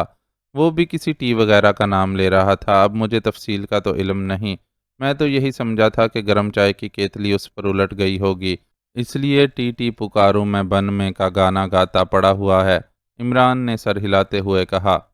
ओह, इसका मतलब है रेड टी ने अपनी कार्रवाई शुरू कर दी है। वो ऐसे ही करता है, पहले वार्निंग देता है फिर भरपूर कार्रवाई करता है। उसने यकीनन पहले यहाँ के अहम ओहदेदारों को खतूत दिए होंगे कि वो इस्तीफ़ा दे दें, फिर किसी एक को कत्ल कर दिया होगा। इसके बाद उसने सुप्रीडेंट फयाज को ज़ख्मी करके हुकूमत को ये बताया होगा कि वो चाहे तो सब कुछ कर सकता है। फ्रैंक ने तेज़ तेज़ लहजे में कहा। अब जब तुम सब कुछ जानते हो तो फिर मुझसे क्यों पूछ रहे हो? अब ये भी बता दो कि वो आइंदा क्या करेगा। आज मुझे एहसास हो रहा है कि मुझसे भी बड़े नजूमी पड़े हैं इस दुनिया में। वैसे एक बात पूछूं? इमरान ने कहा। क्या बात? फ्रैंक ने चौंक कर पूछा। ये रेड टी कहीं सारे काम तुमसे मशवरा लेकर तो नहीं करता कि तुम उससे इस कदर वाकिफ़ हो? इमरान ने कहा और फ्रैंक बुरी तरह होंठ काटने लगा, जैसे उसे इमरान की बात पर शदीद गुस्सा आ रहा हो। इसका मतलब है कि तुम मुझ पर शुबा कर रहे हो कि मैं रेड टी से मिला हुआ हूँ। अफसोस है तुम पर। फ्रैंक के लहजे में वाकई बेपनाह गुस्सा था। अरे अरे, ये तुमने कैसे समझ लिया? तुम सब कुछ हो सकते हो, कम अज़ कम रेड नहीं हो सकते। अगर तुम रेड होते, यानी तुम्हारा खून सुर्ख होता, दूसरे लफ्ज़ों में खून में ताकत होती, तो फरहान बेचारी को क्यों रीछ से शादी करनी पड़ती? इमरान ने कहा और फ्रैंक बेबसी के से अंदाज में हंस कर रह गया। तुम बात बनाने में माहिर हो। बहरहाल अब मुझे एहसास हो रहा है कि तुम्हें इस मसले से कोई दिलचस्पी नहीं है, तो ठीक है, छोड़ो इस बात को। मैं खुद ही कुछ ना कुछ कर लूँगा। तुम बताओ कि आजकल क्या शुगल है? फ्रैंक ने बात बदलते हुए कहा। शुगल? मेरा शुगल पूछ रहे हो? बताया तो है, नजूमी बन रहा हूँ। यार, हर बार जायचा उल्टा ही बन जाता है। जिस खाने में मुरीख होना चाहिए वहाँ जोहल पहुँच जाता है, और जिस खाने में मुश्तरी को बैठना चाहिए वहाँ कमर मेरा मुंह चढ़ा रहा होता है। इमरान ने रो देने वाले लहजे में कहा और फ्रैंक बेख्तियार कहकहा मार कर हंस पड़ा। मेरा मशवरा है कि तुम इस इल्म नजूम पर करम ही कर दो तो ज़्यादा बेहतर है, वरना ये सारे सितारे दुम दबाकर इस दुनिया से ही भाग जाने पर मजबूर हो जाएंगे। फ्रैंक ने हंसते हुए कहा। तुम कहते हो तो करम कर देता हूँ। अच्छा, अब मैं चलता हूँ। मेरा बावर्ची सुलेमान बड़ा असूल पसंद आदमी है। अगर मैं उसके बताए हुए वक्त पर ना पहुंचा तो मेरे हिस्से का खाना भी खा लेगा, और जाहिर है कि इसके बाद मेरी किस्मत में भूख ही रह जाएगी। इसलिए टाटा। अरे हाँ, मेरा फ्लैट किंग रोड पर है, नंबर 200 है। रेड टी अगर ना मिल सके तो मेरे पास आ जाना। मैं सुलेमान की मिन्नत खुशामद करके किसी न किसी तरह रेड टी बनवा ही लूँगा, इमरान ने कहा। और फिर इससे पहले कि फ्रैंक कुछ कहता, इमरान दरवाज़ा खोलकर कमरे से बाहर जा चुका था। नुमानी और चौहान दोनों बड़े मोहतात अंदाज में चलते हुए कच्ची सी पगडंडी पर आगे बढ़े जा रहे थे। उन दोनों के हाथ कोट की जेबों में थे, और वो यूं तोल तोल कर कदम उठा रहे थे जैसे उन्हें खतरा हो कि अगला कदम किसी दलदल में न पड़ जाए। चौहान, ये फार्म हाउस तो मुझे वीरान नज़र आ रहा है। नुमानी ने सामने कुछ दूर मौजूद एक पुराने से फार्म हाउस से नज़रें जमाए हुए सरगोशियाना लहजे में कहा। कतन नहीं, मैंने खुद अपनी आंखों से इसमें लड़की को जाते हुए देखा है। फिर ये वीरान कैसे हो सकता है? चौहान ने सर हिलाते हुए कहा। लेकिन तुम्हें कैसे यकीन है कि वो लड़की गैर मुल्की मुजरिम है? नुमानी ने मुंह बनाकर पूछा। मैं उसे पहचानता हूँ। एक केस में मेरा उसके साथ टकराव हो चुका है। तुम्हें वो केस याद नहीं जिसमें इमरान को एक उबलती हुई दलदल में फेंक दिया गया था? ये लड़की उस केस में सामने आई थी, लेकिन फिर अचानक गायब हो गई थी। चौहान ने जवाब दिया और नुमानी ने सर हिला दिया। ओह अच्छा, वो वेस्टर्न कार्मन वाला केस। ठीक है, मुझे याद आ गया है। نعمانی نے کہا اور وہ اسی انداز میں آگے بڑھتے گئے۔ اب فارم ہاؤس کا ٹوٹا ہوا پھاٹک بالکل قریب آ گیا تھا، لیکن فارم ہاؤس واقعی ویران اور خالی نظر آ رہا تھا۔ اس میں زندگی کے کوئی آثار نہ تھے۔ چوہان اور نعمانی ایک ہوٹل میں کھانا کھانے کے بعد ویسے ہی لانگ ڈرائیو کا لطف لینے کے لیے ادھر نکل آئے تھے، کیونکہ آج کل ایکس 2 کی طرف سے مسلسل خاموشی تھی۔ ان کے پاس کوئی کام نہ تھا، اس لیے وقت گزارنے کے لیے بھی وہ ایسے ہی ادھر ادھر گھومتے پھرتے رہتے تھے کہ اچانک ایک کار ان کے قریب سے گزری اور ڈرائیونگ سیٹ پر بیٹھا ہوا چوہان چونک پڑا۔ کار ان سے کچھ دور ایک بائی روڈ پر مڑ گئی۔ میں 1 منٹ میں آیا، چوہان نے اپنی کار روکتے ہوئے کہا، اور پھر وہ کار سے اتر کر تیزی سے بھاگتا ہوا اسی بائی روڈ کی طرف مڑ گیا، جبکہ نعمانی حیران و پریشان بیٹھا رہ گیا۔ اور پھر تھوڑی دیر بعد چوہان نے آ کر بتایا کہ وہ لڑکی ایک بین الاقوامی مجرمہ ہے اور یہاں سے قریب ہی ایک ویران فارم ہاؤس میں گئی ہے۔ تو نعمانی بھی اسے چیک کرنے کے لیے چوہان کے ساتھ چل پڑا۔ کار انہوں نے وہیں رہنے دی اور پیدل آگے بڑھ گئے۔ وہ کار تو کم از کم نظر آ جاتی، یہاں تو وہ کار بھی نظر نہیں آ رہی۔ نعمانی نے فارم ہاؤس کے پھاٹک کے قریب پہنچ کر کہا، ہو سکتا ہے وہ فارم کی پچھلی طرف موجود ہو، تم پچھلی طرف جا کر خیال کرو، میں پھاٹک کی طرف سے اندر جاتا ہوں۔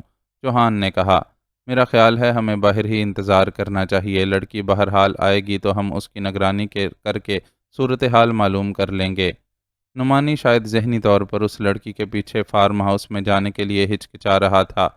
دیکھنا تو یہی ہے کہ یہ لڑکی یہاں ویران فارم میں کیا کرنے گئی ہے، ورنہ کار تو اس کے نمبروں سے بھی ٹریس کی جا سکتی ہے، چوہان نے کہا، اور پھر نعمانی نے بھی اس بات میں سر ہلا دیا اور وہ تیزی سے اس کی عقبی طرف کو مڑ گیا، جبکہ چوہان پھاٹک کھول کر بڑی احتیاط سے اندر داخل ہوا۔ اب اس نے ریوالور جیب سے نکال کر ہاتھ میں لے لیا تھا۔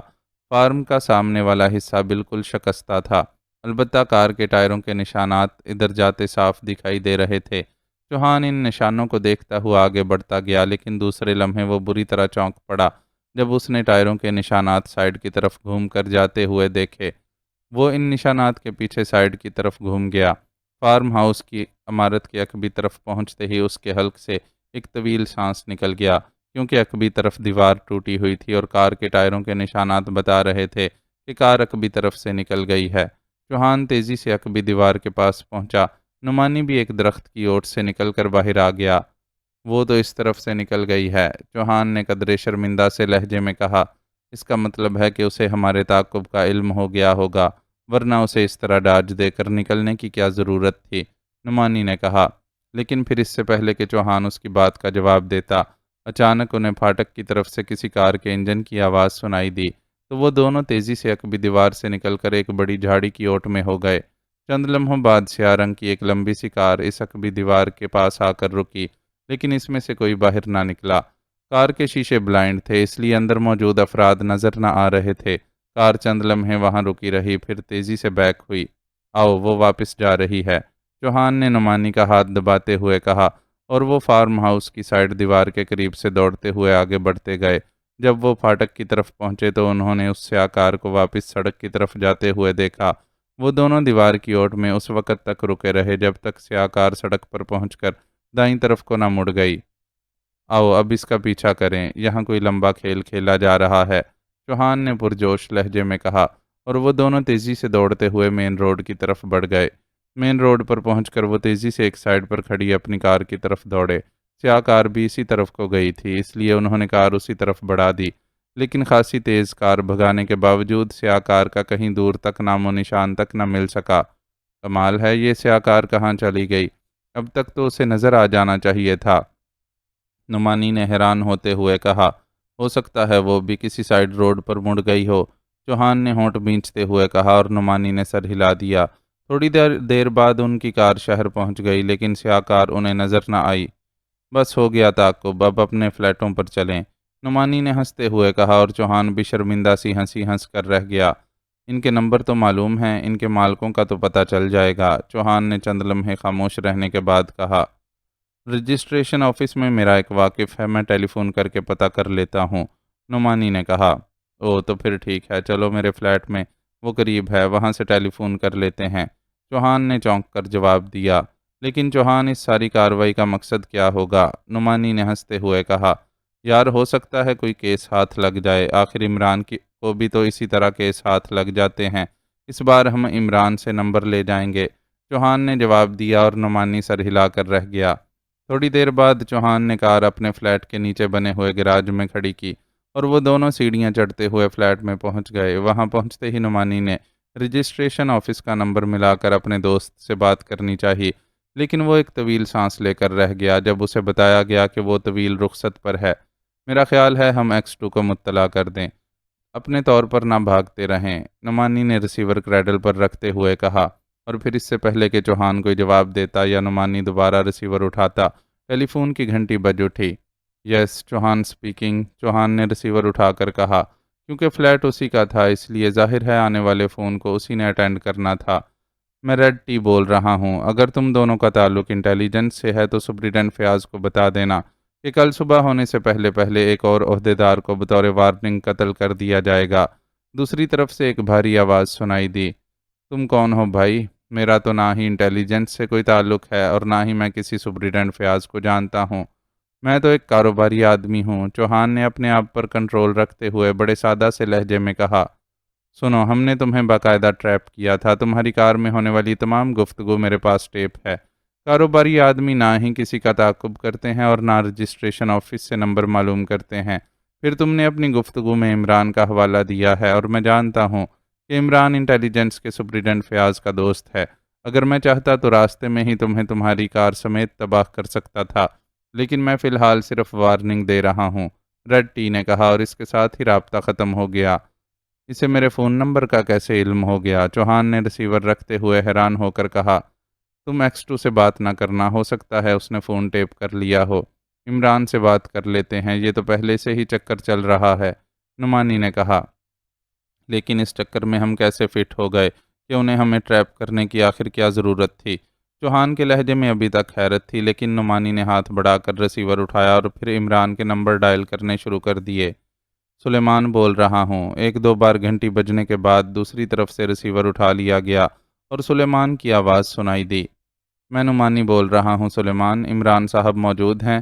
نعمانی نے کہا، موجود تو نہیں ہیں۔ او ہاں، وہ آ گئے ہیں، بات کر لیجئے، سلیمان نے کہا، اور چند لمحوں بعد عمران کی آواز ریسیور سے ابھری، مان تو نہیں گئی کہیں؟ عمران نے چہکتے ہوئے کہا، کون مان گئی عمران صاحب؟ میں نعمانی بول رہا ہوں، نعمانی نے حیرت بھرے لہجے میں کہا۔ اچھا، اب تک نہ مانی ہے، عمران نے اسی لہجے میں کہا، اور اب نعمانی اس کا مطلب سمجھ گیا کہ وہ اس کے نام نعمانی پر فکرہ کس رہا ہے۔ مانے گی تو آپ کے لیے عمران صاحب، اگر مانی ہم تو ہمیشہ ہی نعمانی رہیں گے، نعمانی نے مسکراتے ہوئے جواب دیا، اور دوسری طرف سے عمران کا کہا سنائی دیا۔ اس کا مطلب تھا کہ عمران نے اس کے فکرے کا واقعی لطف لیا ہے۔ یار منوا ہی دو، اب کب تک میں گوارا رہ رہ کر سلیمان کی ماش کی دال پر گزارا کرتا رہوں گا؟ عمران نے کہا، اور نعمانی ہنس پڑا۔ شکر کریں کہ ماش کی دال تو مل رہی ہے، جولیا کو تو وہ بھی پکانی نہیں آتی، نعمانی نے کہا۔ اچھا، پھر تو نہ ہی مانے تو اچھا ہے، میں نے تو سوچا تھا کہ چلو سلیمان کی تنخواہ بچ جائے گی، عمران نے کہا، اور نعمانی ہنسنے لگا۔ عمران صاحب، آپ کے لیے ایک پیغام ہے، نعمانی نے اصل بات پر آتے ہوئے کہا۔ پیغام میرے لیے؟ واہ، اب سیکرٹ سروس نے یہ دھندا شروع کر دیا ہے، یعنی یہ رشتے کرانے کا۔ بولو کیسی ہے؟ ماش کی دال تو پکا ہی لیتی ہوگی، عمران نے کہا۔ ماش کی دال کا تو پتہ نہیں، فی الحال تو سرخ چائے کا سلسلہ ہے، نعمانی نے ہنستے ہوئے کہا۔ سرخ چائے؟ اچھا، تو کہیں وہ بیماری ریڈ ٹی تو تم سے نہیں ٹکرا گئی؟ میں نے 1000 بار کہا ہے کہ میں گرین ٹی تو پسند کر سکتا ہوں، لیکن یہ سرخ رنگ تو خطرے کا نشان ہے، اور تم جانتے ہو کہ خطرے سے تو میری جان جاتی ہے، عمران نے کہا۔ تو اس کا مطلب ہے کہ آپ ریڈ ٹی سے پہلے سے واقف ہیں، نعمانی نے سنجیدہ ہوتے ہوئے کہا۔ کہاں واقف ہوں، میں نے تو سلیمان سے بھی پوچھا ہے، لیکن وہ بھی قسمیں کھاتا ہے کہ چاہے پکانے میں ڈاکٹریٹ کی ڈگری ہی کیوں نہ لے لی جائے، ریڈ ٹی نہیں پکائی جا سکتی۔ عمران نے جواب دیا، پہلے میری بات سن لیں، اس کے بعد فیصلہ آپ نے کرنا ہے کہ ریڈ ٹی پکتی ہے یا نہیں، نعمانی نے مسکراتے ہوئے کہا، اور پھر اس نے لڑکی کے تعاقب سے لے کر ریڈ ٹی کے فون آنے تک ساری تفصیلات بتا دیں۔ چوہان کو ذرا فون دینا، اس کی یادداشت لڑکیوں کے بارے میں کچھ ضرورت سے زیادہ ہی تیز لگتی ہے، عمران نے کہا، اور نعمانی نے ہنستے ہوئے ریسیور چوہان کی طرف بڑھا دیا۔ عمران صاحب، وہ لڑکی ویسٹرن کارمن والے کیس میں سامنے آئی تھی، صرف ایک دو بار، اس کے بعد غائب ہو گئی تھی۔ چوہان نے مسکراتے ہوئے کہا۔ وہ چونکہ پاس بیٹھا ساری باتیں سن رہا تھا، اس لیے اس نے ریسیور لیتے ہی کہا، اس کا حلیہ تو بتا دو۔ عمران نے پوچھا اور جواب میں چوہان نے تفصیل سے اس لڑکی کا حلیہ بتا دیا۔ میں سمجھ گیا، اس لڑکی کا نام لوسیانا ہے۔ چلو، تمہاری ایک صلاحیت کا تو پتہ چل گیا کہ کسی لڑکی کے بارے میں تفصیلات معلوم کرنی ہو تو تمہیں فون کر لیا جائے، انسائکلوپیڈیا آف وومین کو، عمران نے کہا اور چوہان کہا مار کر ہنس پڑا۔ اب ایسی بھی کوئی بات نہیں عمران صاحب، بس اتفاق ہی ہے کہ اس لڑکی کو دیکھتے ہی مجھے یاد آ گیا تھا، چوہان نے ہنستے ہوئے کہا۔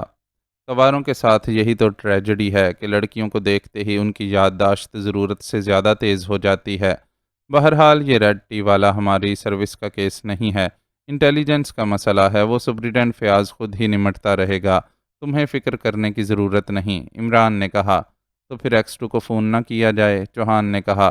کر لو بھائی، آخر تم نے لڑکی دیکھی ہے، کوئی مذاق تو نہیں، میں کون ہوتا ہوں تمہیں روکنے والا، عمران نے کہا اور اس کے ساتھ ہی رابطہ ختم ہو گیا۔ عمران ریڈ ٹی کے بارے میں لازماً جانتا ہے، لیکن اس نے شاید اس لیے ہمیں روک دیا ہے کہ ہم کریڈٹ نہ لے جائیں، میرے خیال میں ہمیں X2 سے بات کر لینی چاہیے، چوہان نے کہا، اور نعمانی کی طرف سے کوئی جواب نہ ملنے پر اس نے کریڈل دبایا اور X2 کے نمبر ڈائل کرنے شروع کر دیے، لیکن دوسری طرف سے مشینی آواز ابھری کہ پیغام ریکارڈ کرا دیجئے۔ اس کا مطلب تھا کہ X2 فون پر موجود نہیں ہے۔ چنانچہ چوہان نے شروع سے لے کر آخر تک ساری تفصیلات اور پھر عمران کو فون کرنے اور اس سے ہونے والی بات چیت بھی ریکارڈ کرا دی اور ریسیور رکھ دیا۔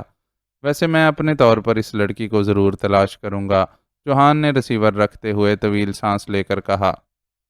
میرا بھی یہی ارادہ ہے، فارغ تو ہیں ہی، کوئی کام ہی صحیح، لیکن میرا خیال ہے اب ہمیں محتاط رہنا چاہیے، اس ریڈ ٹی کو نہ صرف اس فلیٹ کا علم ہے بلکہ اس نے ہمیں دیکھ بھی لیا ہے اور اس نے فلیٹ کا نمبر بھی تلاش کر لیا ہے۔ ویسے تم کار چیک کر لینا، اس نے لازماً ہماری عدم موجودگی میں اس میں کوئی ٹرانسمیٹر فٹ کیا ہے جس سے اس نے کار میں ہونے والی ہماری گفتگو سنی ہوگی، نعمانی نے اٹھتے ہوئے کہا، اور پھر چوہان کے سر ہلاتے ہی وہ مڑ کر بیرونی دروازے کی طرف بڑھا ہی تھا کہ اچانک اس کے قدم ڈگمگا گئے۔ اسے ایسا محسوس ہوا جیسے اسے زور کا چکر آیا ہو۔ ارے یہ کمرہ کیوں گھوم رہا ہے؟ اسی لمحے اسے اپنے پشت پر چوہان کی آواز سنائی دی اور نعمانی نے دونوں ہاتھوں سے سر پکڑتے ہوئے یہی فکرہ کہنا چاہا، لیکن یک لخت جیسے کمرہ کسی لٹو کی طرح گھوما اور پھر اس کے ذہن پر تاریکی کی چادر انتہائی تیز رفتاری سے پھیلتی چلی گئی۔ کمرے میں موجود ادھیڑ عمر اور کرخت چہرے والے آدمی نے میز پر پڑا ہوا ٹیلی فون اپنی طرف کھسکایا اور پھر اس نے فون کے نچلے حصے میں لگا ہوا ایک بٹن پریس کر کے ریسیور اٹھا لیا۔ اس بٹن کے پریس ہوتے ہی ٹیلی فون کا تعلق تار کے ذریعے ٹیلی فون ایکسچینج سے ختم ہو گیا اور اب یہ فون وائرلیس فون میں تبدیل ہو چکا تھا، جس کا وائرلیس کنیکشن ایک پبلک فون بوتھ کے ساتھ تھا۔ اب یہاں سے ہونے والی کال کو اگر چیک کیا جاتا تو جواب یہی ملتا کہ یہ کال پبلک فون بوتھ سے کی جا رہی ہے۔ ادھیڑ عمر آدمی نے خاصی تیز رفتاری سے نمبر گھمائے اور چند لمحے کان سے ریسیور لگائے دوسری طرف بجنے والی گھنٹی کی آواز سنتا رہا۔ یس PA2 ڈائریکٹر جنرل، دوسری طرف سے ایک آواز سنائی دی۔ سر عبد الرحمن سے بات کرائیں، میں ریڈ ٹی بول رہا ہوں، ادھیڑ عمر نے بڑے تحکمانہ لہجے میں کہا۔ ریڈ ٹی کیا مطلب؟ PA شاید اس عجیب و غریب نام سے ہی گڑبڑا گیا تھا۔ بات کراؤ الو کے پٹھے، ورنہ تم ریڈ ٹی کے قہر کا شکار ہو جاؤ گے، ادھیڑ عمر نے حلق کے بل چیختے ہوئے کہا۔ یس عبد الرحمن بول رہا ہوں۔ چند لمحوں کی خاموشی کے بعد دوسری طرف سے ایک باوقار آواز ابھری۔ سر عبد الرحمن، میں ریڈ ٹی بول رہا ہوں، آپ کے محکمے کا سپرنٹینڈنٹ فیاض گولی کھا کر گھر پڑا ہوا ہے اور میں نے جان بوجھ کر اسے شدید زخمی نہیں کیا کیونکہ یہ محض ایک وارننگ تھی، ریڈ ٹی نے بڑے طنزیہ انداز میں کہا۔ تم کوئی بالکل ہی سطحی قسم کے مجرم ہو ریڈ ٹی، مجرم کہنا بھی شاید جرم کی توہین ہو۔ مجھے سپرنٹینڈنٹ فیاض کے زخمی ہونے کی اطلاع مل چکی ہے اور تمہاری وارننگ بھی، لیکن یاد رکھو تم جیسے مجرم زیادہ دیر قانون کی گرفت سے باہر نہیں رہ سکتے، سر عبد الرحمن نے انتہائی سرد لہجے میں کہا۔ آپ نے شاید اتنی لمبی بات اس لیے کی ہے تاکہ آپ میری فون کال چیک کرا سکیں۔ میں خود بتا دیتا ہوں، میں ایک پبلک فون بوتھ سے بول رہا ہوں اور آپ نے مجھے سطحی مجرم کہا ہے۔ آپ کو آخر کار ان لفظوں پر شرمندہ ہونا پڑے گا۔ آج کی رات گزرنے کے بعد آپ کو لازماً احساس ہو جائے گا کہ ریڈ ٹی کیا طاقت رکھتا ہے، ادھیڑ عمر نے زہر خند لہجے میں کہا۔ سنو، تم جو کوئی بھی ہو، بہتر یہی ہے کہ تم اپنے آپ کو قانون کے حوالے کر دو۔ تمہارے حق میں یہی بہتر رہے گا۔ سر عبد الرحمن کا لہجہ بدستور سرد تھا۔ جب میں نے اپنے آپ کو بے بس سمجھا تو میں ایسا بھی کر گزروں گا، لیکن فی الحال میرا ایسا کوئی ارادہ نہیں ہے۔ ادھیڑ عمر نے طنزیہ انداز میں ہنستے ہوئے کہا، تم چاہتے کیا ہو؟ کیا تم صرف قتل و غارت چاہتے ہو؟ نفسیاتی مریض ہو؟ سر عبد الرحمن نے پوچھا۔ آپ نے اچھا سوال کیا ہے سر عبد الرحمن۔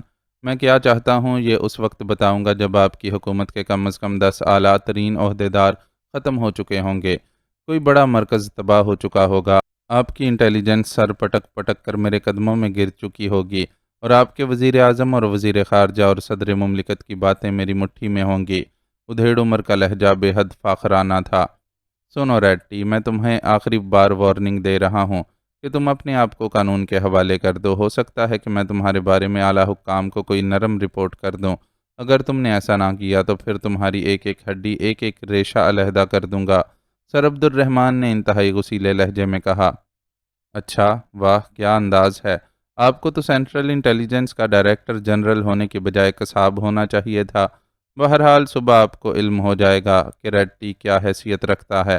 بائے بائے، ادھیڑ عمر نے کہا، اور اس کے ساتھ ہی اس نے ریسیور کریڈل پر رکھ کر ٹیلی فون کے نیچے لگا ہوا بٹن دبا دیا۔ دوسرے لمحے دروازہ کھلا اور ایک نوجوان بڑے مؤدبانہ انداز میں اندر داخل ہوا۔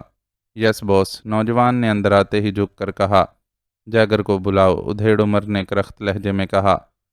یس باس، نوجوان نے کہا اور مڑ کر واپس چلا گیا۔ چند لمحوں بعد دروازہ کھلا اور ایک چھوٹے قد اور بھاری جسم کا آدمی اندر داخل ہوا۔ اس کی مونچھیں اس کے چہرے سے بھی بڑی تھیں۔ یس باس، آنے والے نے مؤدبانہ انداز میں سر جھکاتے ہوئے کہا۔ بیٹھو جیگر، ادھیڑ عمر نے میز کی دوسری طرف رکھی ہوئی کرسی کی طرف اشارہ کرتے ہوئے کہا، اور آنے والا کرسی کے کنارے پر اس طرح بیٹھ گیا جیسے بس حکم کی تعمیل کرتے ہوئے بیٹھا ہو، ورنہ اس کا کرسی پر بیٹھنے کا کوئی ارادہ نہ ہو۔ یس باس، جیگر کا لہجہ بے حد مؤدبانہ تھا، حالانکہ اس کے انتہائی کرخت چہرے پر ایسا لہجہ کچھ اجنبی سا محسوس ہو رہا تھا۔ مشن 1 کی تازہ ترین پوزیشن کیا ہے؟ ادھیڑ عمر باس نے پوچھا۔ باس، حکم کی تعمیل ہو چکی ہے، صبح ہونے سے قبل 4 شکار ختم ہو چکے ہوں گے، جیگر نے جواب دیا۔ کیا تم تمام انتظامات سے پوری طرح مطمئن ہو؟ باس کا لہجہ بے حد سرد ہو گیا۔ یس باس، میں قطعی مطمئن ہوں، جیگر نے بااعتماد لہجے میں کہا۔ ٹھیک ہے، لیکن پھر بھی بتا دوں کہ اگر ایک بھی ٹارگٹ ناکام رہا تو تم اپنے پورے گروپ سمیت زندہ زمین میں دفن ہو جاؤ گے، باس نے انتہائی کرخت لہجے میں کہا۔ میں سمجھتا ہوں باس، جیگر کا لہجہ نمایاں طور پر کانپ گیا۔ اوکے، تم جا سکتے ہو، ادھیڑ عمر نے ایک طویل سانس لیتے ہوئے کہا، اور جیگر اٹھ کر اتنی تیزی سے مڑ کر کمرے سے باہر نکلا جیسے اگر ایک لمحہ بھی وہ مزید کمرے میں رہا تو اس کی روح نکل جائے گی۔ دروازہ بند ہوتے ہی ادھیڑ عمر کرسی سے اٹھا اور کمرے کے کونے میں ایک دروازے کی طرف بڑھ گیا۔ اس کے لبوں پر ہلکی سی مسکراہٹ تھی، جیسے اسے اپنے مشن کی کامیابی کا پورا یقین ہو۔ طویل راہداری میں چلتا ہوا نوجوان ایک دروازے پر جا کر رک گیا۔ اس نے پہلے اپنے کالر درست کیے، ٹائی کی ناٹ کو ایڈجسٹ کیا اور پھر ہاتھ اٹھا کر اس نے مخصوص انداز میں دستک دی۔ کون ہے؟ دروازے کے اوپر سے ایک بھاری آواز سنائی دی۔ راکی باس، نوجوان نے انتہائی مؤدبانہ لہجے میں کہا۔ یس، کم ان، وہی بھاری آواز دوبارہ سنائی دی، اور اس کے ساتھ ہی بند دروازہ خود بخود کھلتا چلا گیا۔ اندر کمرے میں ہلکی سی روشنی تھی۔ راکی کمرے میں داخل ہو کر مؤدبانہ انداز میں جھک گیا۔ دوسرے لمحے اس کی پشت پر دروازہ بند ہوا اور اس کے ساتھ ہی چٹک کی آواز سے کمرہ تیز روشنی سے بھر گیا۔ سامنے دیوار کے ساتھ ایک صوفہ رکھا ہوا تھا جس پر ایک نوجوان بیٹھا تھا۔ نوجوان کی آنکھوں میں بلا کی چمک تھی۔ یوں محسوس ہوتا تھا جیسے انسان کے چہرے پر کسی خونخوار چیتے کی آنکھیں لگا دی گئی ہوں۔ کیا رپورٹ ہے راکی؟ نوجوان نے نرم لہجے میں کہا، لیکن نرمی کے باوجود پس منظر میں تحکمانہ پن تھا۔ باس، سیکرٹ سروس کے دونوں ارکان 0 پوائنٹ پر پہنچ چکے ہیں، راکی نے سر اٹھائے بغیر مؤدبانہ انداز میں جواب دیتے ہوئے کہا۔ جس فون نمبر پر انہوں نے X2 کو کال کیا تھا وہ مقام ٹریس ہوا؟ نوجوان نے سرد لہجے میں کہا۔ نہیں باس، وہ مقام ٹریس نہیں ہو سکا، ہم نے بہت کوشش کی لیکن ہماری تمام کوششیں ناکام رہیں، راکی نے کانپتے ہوئے لہجے میں کہا۔ سر اٹھاؤ، یک لخت نوجوان نے غصیلے لہجے میں کہا، اور راکی نے ایک جھٹکے سے سر اٹھایا۔ پھر جیسے ہی اس کی نظریں نوجوان کی آنکھوں سے ملیں اس کے جسم کو ایک زوردار جھٹکا لگا اور دوسرے لمحے وہ پورے جسم سے بری طرح کانپنے لگا۔ باس رحم کیجیے۔ باس ہم نے پوری کوشش کی باس، نوجوان نے انتہائی خوفزدہ لہجے میں ہکلاتے ہوئے کہا، اور باس نے ایک جھٹکے سے اپنا چہرہ ایک طرف ہٹا لیا۔ چند لمحوں بعد اس نے چہرہ دوبارہ روکی کی طرف کیا تو اس کی آنکھیں عام انسانوں جیسی تھیں۔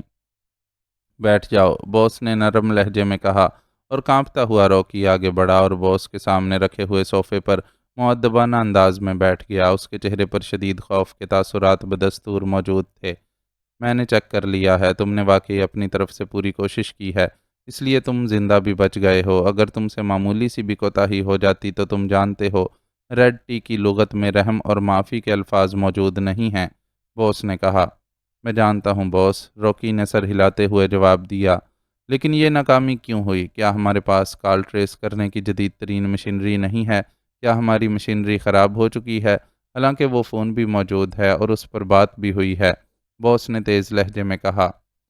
یہی بات تو میری سمجھ میں نہیں آ رہی باس، ہو سکتا ہے کہ اس کے لیے کوئی ایسا جدید ترین انتظام کیا گیا ہو جسے ہماری مشینری چیک نہ کر پا رہی ہو، روکی نے جواب دیا۔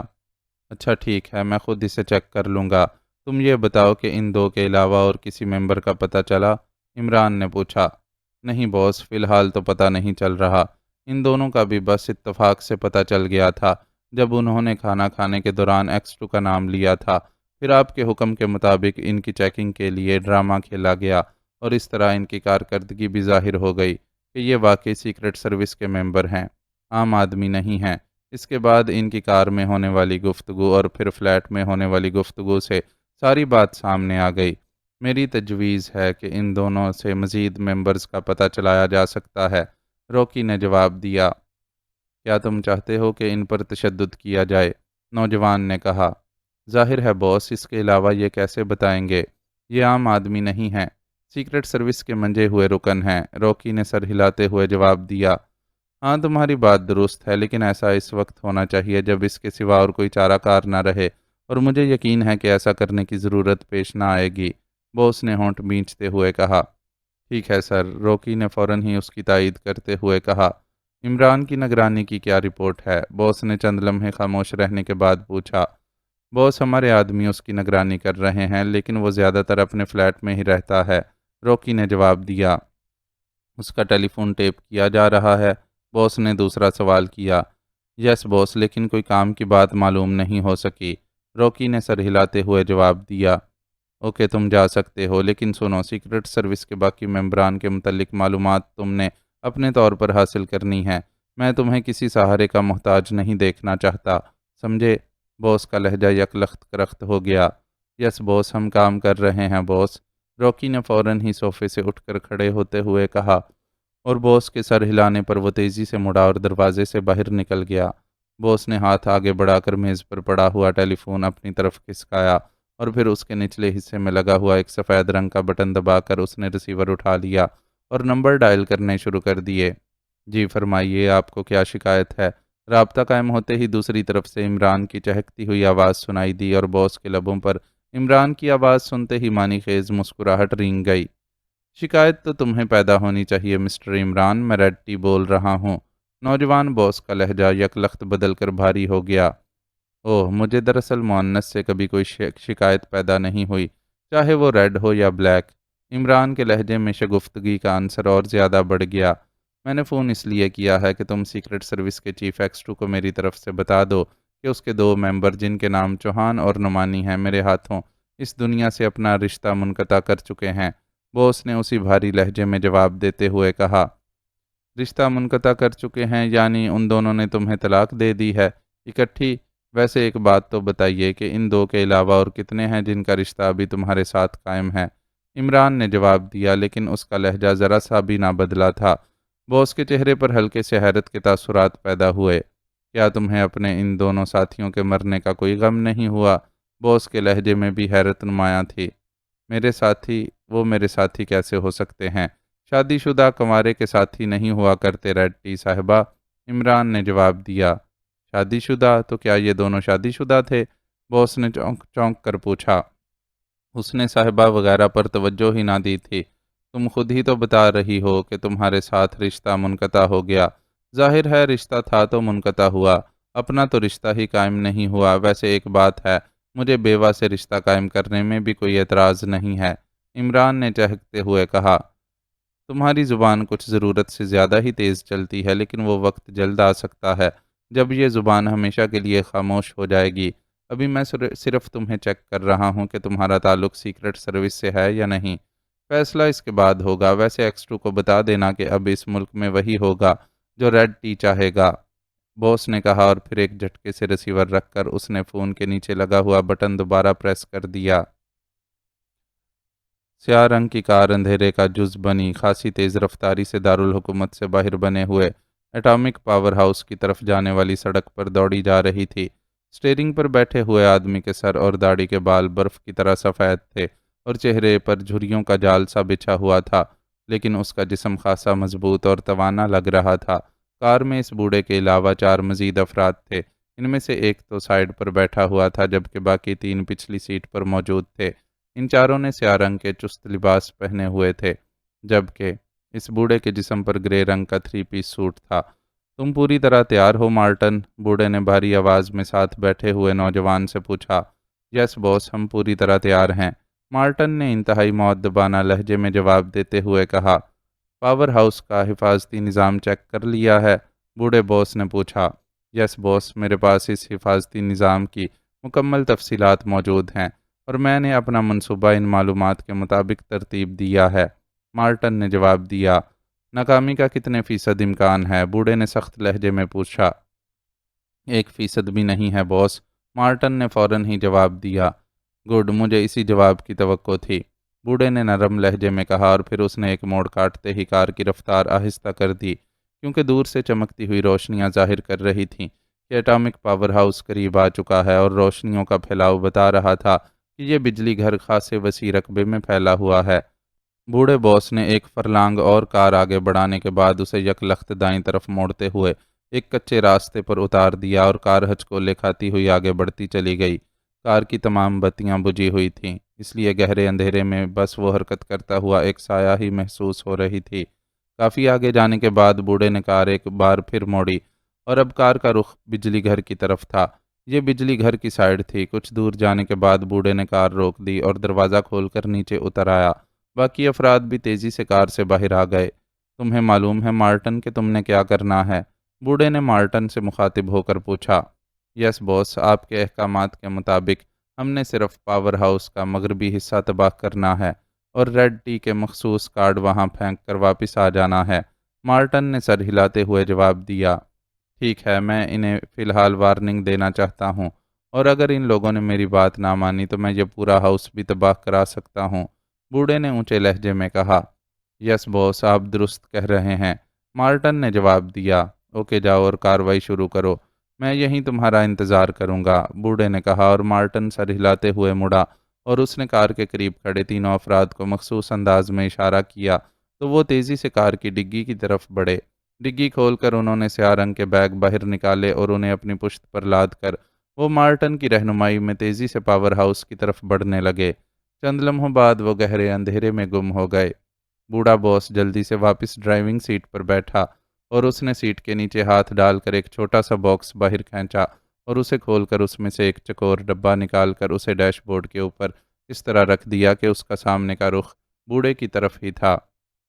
ڈبے کے نچلے حصے میں ایک قطار کی صورت میں چھوٹے چھوٹے بٹن لگے ہوئے تھے۔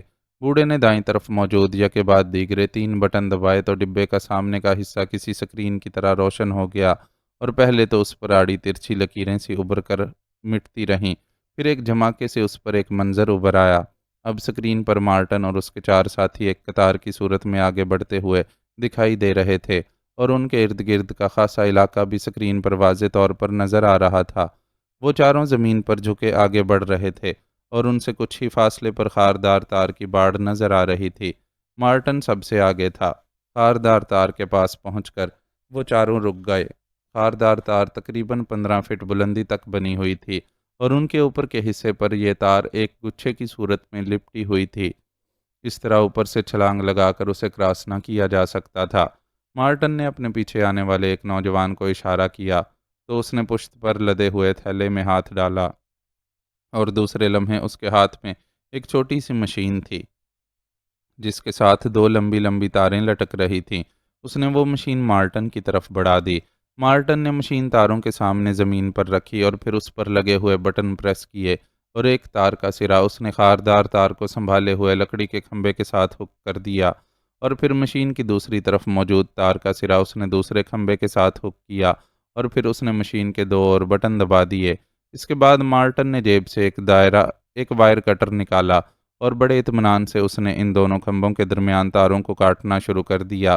بوڑھے کے لبوں پر ہلکی سی مسکراہٹ دوڑنے لگی کیونکہ اسے معلوم تھا کہ حفاظتی انتظامات کے طور پر ان خاردار تاروں میں بجلی کا طاقتور کرنٹ دوڑ رہا تھا اور اگر ویسے کوئی اسے ہاتھ لگاتا یا وائر کٹر سے اسے کاٹنے کی کوشش کرتا تو سرکل ٹوٹ جانے کی وجہ سے سیکیورٹی آفس میں خطرے کی گھنٹی بھی بج اٹھتی اور تار کو ہاتھ لگانے والا بھی طاقتور کرنٹ کی وجہ سے ہلاک ہو جاتا۔ لیکن اس مشین کی وجہ سے کرنٹ کا سرکل دونوں ستونوں کے درمیان موجود خاردار تاروں میں سے دوڑنے کی بجائے اس مشین کی تاروں میں سے ہو کر دوسرے ستون تک چلا گیا تھا۔ اس طرح سرکل بھی قائم رہا اور خاردار تاریں بھی عام تاروں میں تبدیل ہو گئیں جنہیں آسانی سے کاٹا جا سکتا تھا۔ مارٹن نے دیکھتے ہی دیکھتے تاریں کاٹ دیں اور اب وہاں اتنا خلا بن گیا کہ وہ آسانی سے اسے کراس کر سکتا تھا۔ چنانچہ وہ چاروں اس خلا سے گزر کر آگے بڑھ گئے جبکہ مشین ویسے ہی وہاں موجود رہی۔ احاطے میں رینگتے ہوئے وہ چاروں تیزی سے آگے بڑھتے چلے گئے۔ اسی لمحے ایک سائرن بجاتی ہوئی جیپ دور سے بوڑھے کو مارٹن اور اس کے ساتھیوں کی طرف بڑھتی ہوئی دکھائی دی تو بوڑھا چونک پڑا۔ اس نے جلدی سے ڈبے کا ایک اور بٹن دبا دیا۔ مارٹن ہوشیار ہو جاؤ، ایک جیپ بائیں طرف سے تمہاری طرف آ رہی ہے، بوڑھے نے تیز لہجے میں کہا۔ یس باس، میں نے چیک کر لیا ہے، یہ ان کا معمول کا راؤنڈ ہے، آپ دیکھیں میں کیا کرتا ہوں۔ مارٹن کی آواز ڈبے میں سے سنائی دی اور اس کے ساتھ ہی وہ چاروں زمین کے ساتھ جیسے چپک سے گئے۔ جیپ خاصی تیز رفتاری سے اسی طرف آ رہی تھی جہاں یہ چاروں موجود تھے۔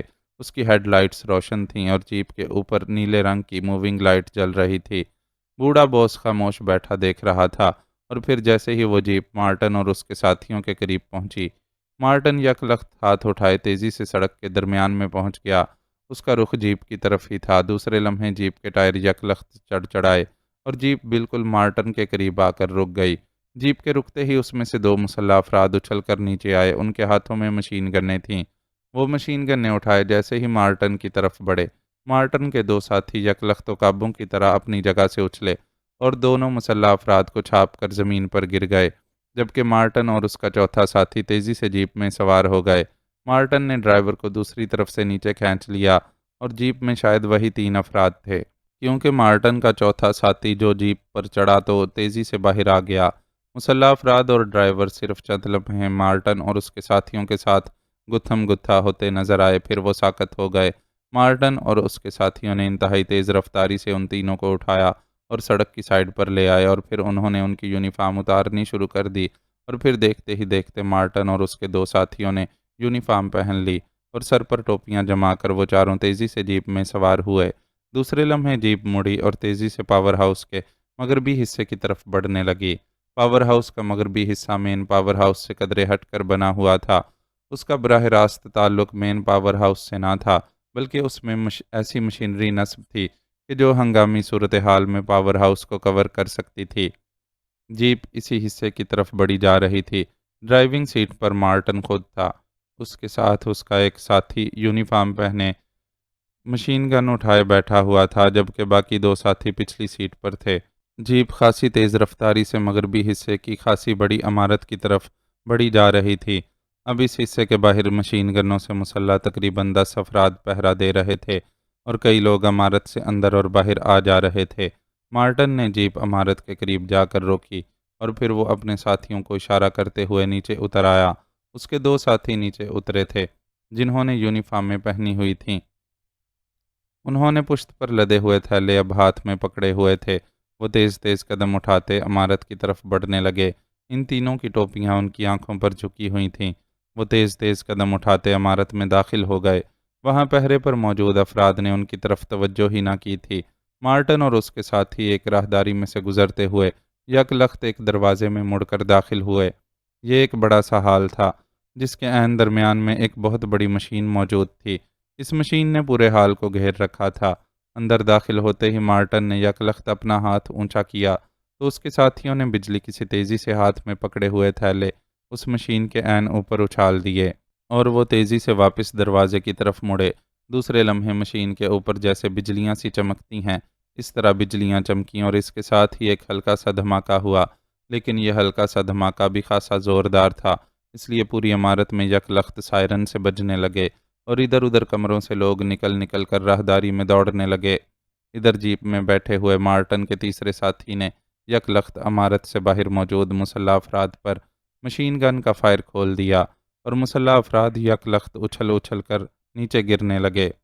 وہ چونکہ سائرن بجتے ہی عمارت کے اندرونی حصے کی طرف رخ موڑ چکے تھے، اس لیے مارٹن کے ساتھی نے انتہائی آسانی سے انہیں نشانہ بنا لیا تھا۔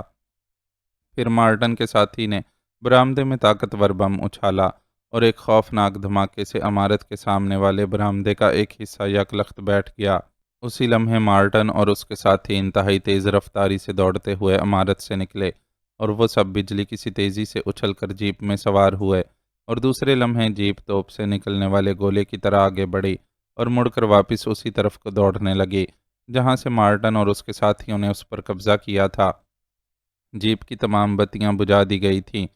ابھی جیپ اس جگہ تک پہنچی بھی نہ تھی کہ یکلخت عمارت میں سے اس طرح شعلوں کا ایک مینار سا نکل کر آسمان کی طرف بلند ہوا جیسے کوئی خوفناک آتش فشاں یکلخت پھٹ پڑا ہو، اور اس کے بعد اس قدر خوفناک دھماکہ ہوا کہ ڈبے میں سے نکلنے والی آواز کے علاوہ بھی دھماکے کی خوفناک آواز بوڑھے باس کی کار تک پہنچی۔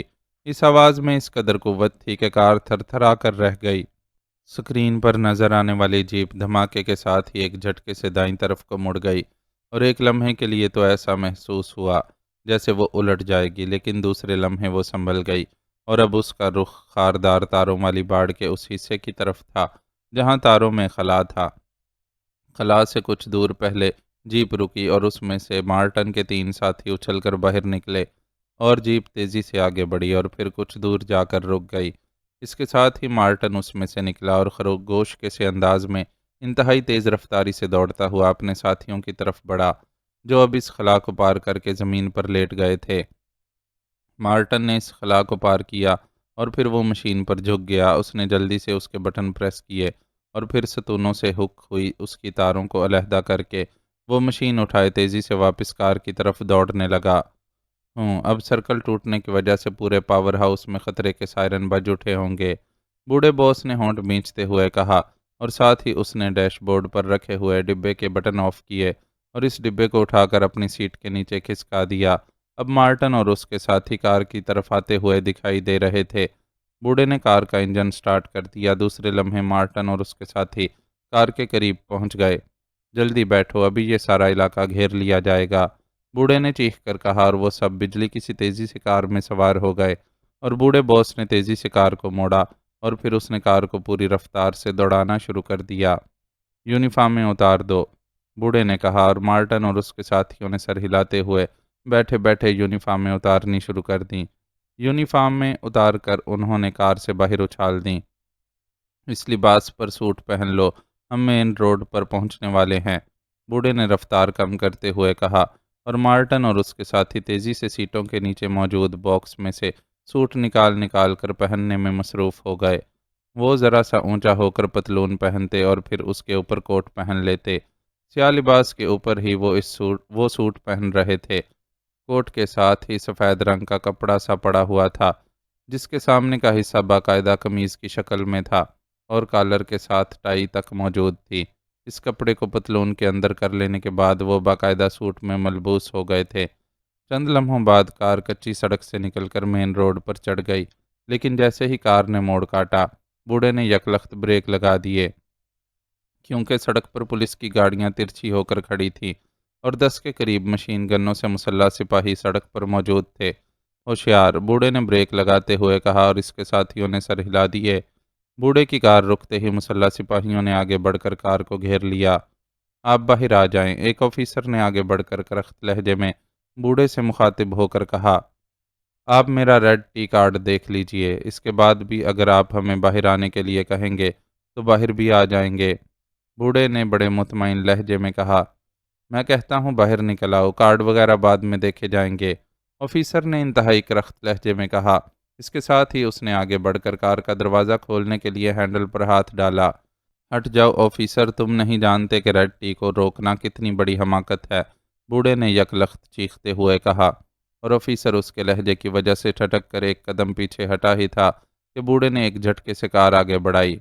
फायर, बूढ़े ने तेज लहजे में कहा, और इसके साथ ही कार की खिड़कियों में से दोनों अतराफ में से गोलियों की बारिश सी हुई और 6 सिपाही चीखते हुए जमीन पर गिरे। ऑफिसर ने बिजली की सी तेजी से नीचे गिरते हुए रिवाल्वर निकालना चाहा, लेकिन उसी लम्हे कार पूरी कुव्वत से सड़क पर तिरछी हुई पुलिस कार से टकराई और पुलिस कार लट्टू की तरह घूमती हुई एक तरफ को उलट गई और बूढ़े की कार बिजली से भी ज्यादा तेज रफ्तारी से आगे बढ़ गई। अब ये कारों में हमारा ताक़ुब करेंगे, साथ वाली सीट पर बैठे हुए मार्टन ने कहा। हाँ करने दो, वैसे मुझे इनसे इस कदर मुस्तदी की तवक्को नहीं थी। और अगर हम बाहर निकल आते तो कार की तलाशी के दौरान हर चीज़ सामने आ जाती, बूढ़े ने सर हिलाते हुए कहा, और इसके साथ ही उसने इंतहाई तेज़ी से कार को यकलख्त दाएं तरफ मोड़ दिया। इंतहाई तेज़ रफ्तारी से दौड़ती हुई कार दो पहियों पर उठकर घूमी और फिर एक धमाके से सीधी होकर दौड़ने लगी। जीरो गन्ने निकालो और कार से बाहर आ जाओ, हमें अब इन पुलिस कारों को तबाह करना होगा। हम यहाँ कार छोड़ने का रिस्क नहीं ले सकते, बूढ़े ने तेज लहजे में कहा, और इसके साथ ही उसने एक चौड़े तने वाले दरख्त की ओट में कार रोक दी और फिर वो सब इंतहाई तेज रफ्तारी का मुजाहरा करते हुए कार से बाहर निकल आए। अब उनके हाथों में छोटी लेकिन चपटी नालों की गन्नें मौजूद थीं। वो एक दूसरे से बिखर कर ज़मीन के साथ झुके झुके अंदाज में दौड़ते हुए सड़क से कदरे करीब होकर रुक गए थे। अब उनके जिस्म ज़मीन से चिपक से गए थे। 4 पुलिस कारें यके बाद दीगरे इंतहाई तेज़ रफ्तारी से दौड़ती हुई उनकी तरफ बढ़ी चली आ रही थी। मार्टन, पहली कार पर फायर खोलो, बाकी बारी बारी दूसरी कारों पर फायर करेंगे, एक एक कार चुन लो, बूढ़े ने, जो उन सब से एक तरफ ज़मीन से चिपका हुआ पड़ा था, चीख कर कहा। और उसी लम्हे फासले पर मौजूद मार्टन की गन से एक शोला सा चमका और दूसरे लम्हे सबसे आगे आने वाले पुलिस कार एक धमाके से साइड में उलट गई। इसके साथ ही दूसरा शोला चमका और पहली कार के बाद आने वाली दूसरी कार का भी पहले जैसा ही हशर हुआ। इन दोनों के पीछे आने वाली दोनों कारों के ड्राइवर शायद सूरत हाल समझ गए थे। उन्होंने खुद ही कारों को दाएं बाएं मोड़ दिया, लेकिन इस तरह भी वो जीरो गन्नों की फायरों से न बच सके और चंद ही लम्हों में वो चारों कारें उलट चुकी थीं। और फिर यके बाद दीगरे इन चारों कारों की पेट्रोल टंकियां खौफनाक धमाकों से फट गईं और आग के भड़कते हुए शोलों में कारों के पुर्जे उड़ते हुए साफ दिखाई दे रहे थे। अब निकल चलो, बूढ़े ने चीख कर कहा, और वो सब उठकर तेजी से उस दरख्त की तरफ भागे जिसके पीछे उनकी कार मौजूद थी। थोड़ी देर बाद उनकी कार दोबारा मेन रोड पर दौड़ती हुई शहर की तरफ बढ़ी चली जा रही थी। शहर को जाने वाली मेन रोड पर पहुंचते ही बूढ़े ने कार को एक बाई रोड पर मोड़ा और थोड़ी देर बाद वो एक रिहायशी कॉलोनी में दाखिल हो गई। आधी से ज़्यादा रात गुजर जाने की वजह से कॉलोनी की सड़कें बेऔलाद औरत की गोद की तरह वीरान पड़ी हुई थीं। बूढ़ा पहले तो कार को इधर उधर दौड़ाता रहा। वो कभी एक सड़क पर मुड़ जाता और फिर चक्कर काट कर दूसरी सड़क पर मुड़ जाता। वो शायद ताक़ुब के मुतल्लिक पूरी तरह अंदाज़ा लगाना चाहता था, या फिर वो इस ख्याल से मुख्तलिफ सड़कों पर कार दौड़ाता फिर रहा था कि कोई चौकीदार या कोई दूसरा आदमी हतमी तौर पर ना बता सके कि कार किधर गई है। और फिर कार एक बड़ी सी कोठी के गेट के सामने रुक गई और उसने फाटक का बाहर से बंद कुंडा खोला और फाटक को धकेल कर खोल दिया। बूढ़ा बॉस कार कोठी के अंदर लेता चला गया। मार्टन ने कार के अंदर जाने के बाद पहले इधर उधर देखा और फिर किसी को वहां ना पाकर वो भी अंदर दाखिल हुआ और उसने मुड़कर गेट को बंद कर दिया और अंदर से बड़ा कुंडा लगाकर वो बड़े इत्मीनान से मुड़कर इमारत की तरफ बढ़ने लगा जिसके सामने कार जाकर रुक चुकी थी। उसके चेहरे पर फातिहाना इत्मीनान था। मुअज़्ज़ज़ नाज़रीन व सामाईन, लाइक, कमेंट्स और शेयर ज़रूर करें। शुक्रिया।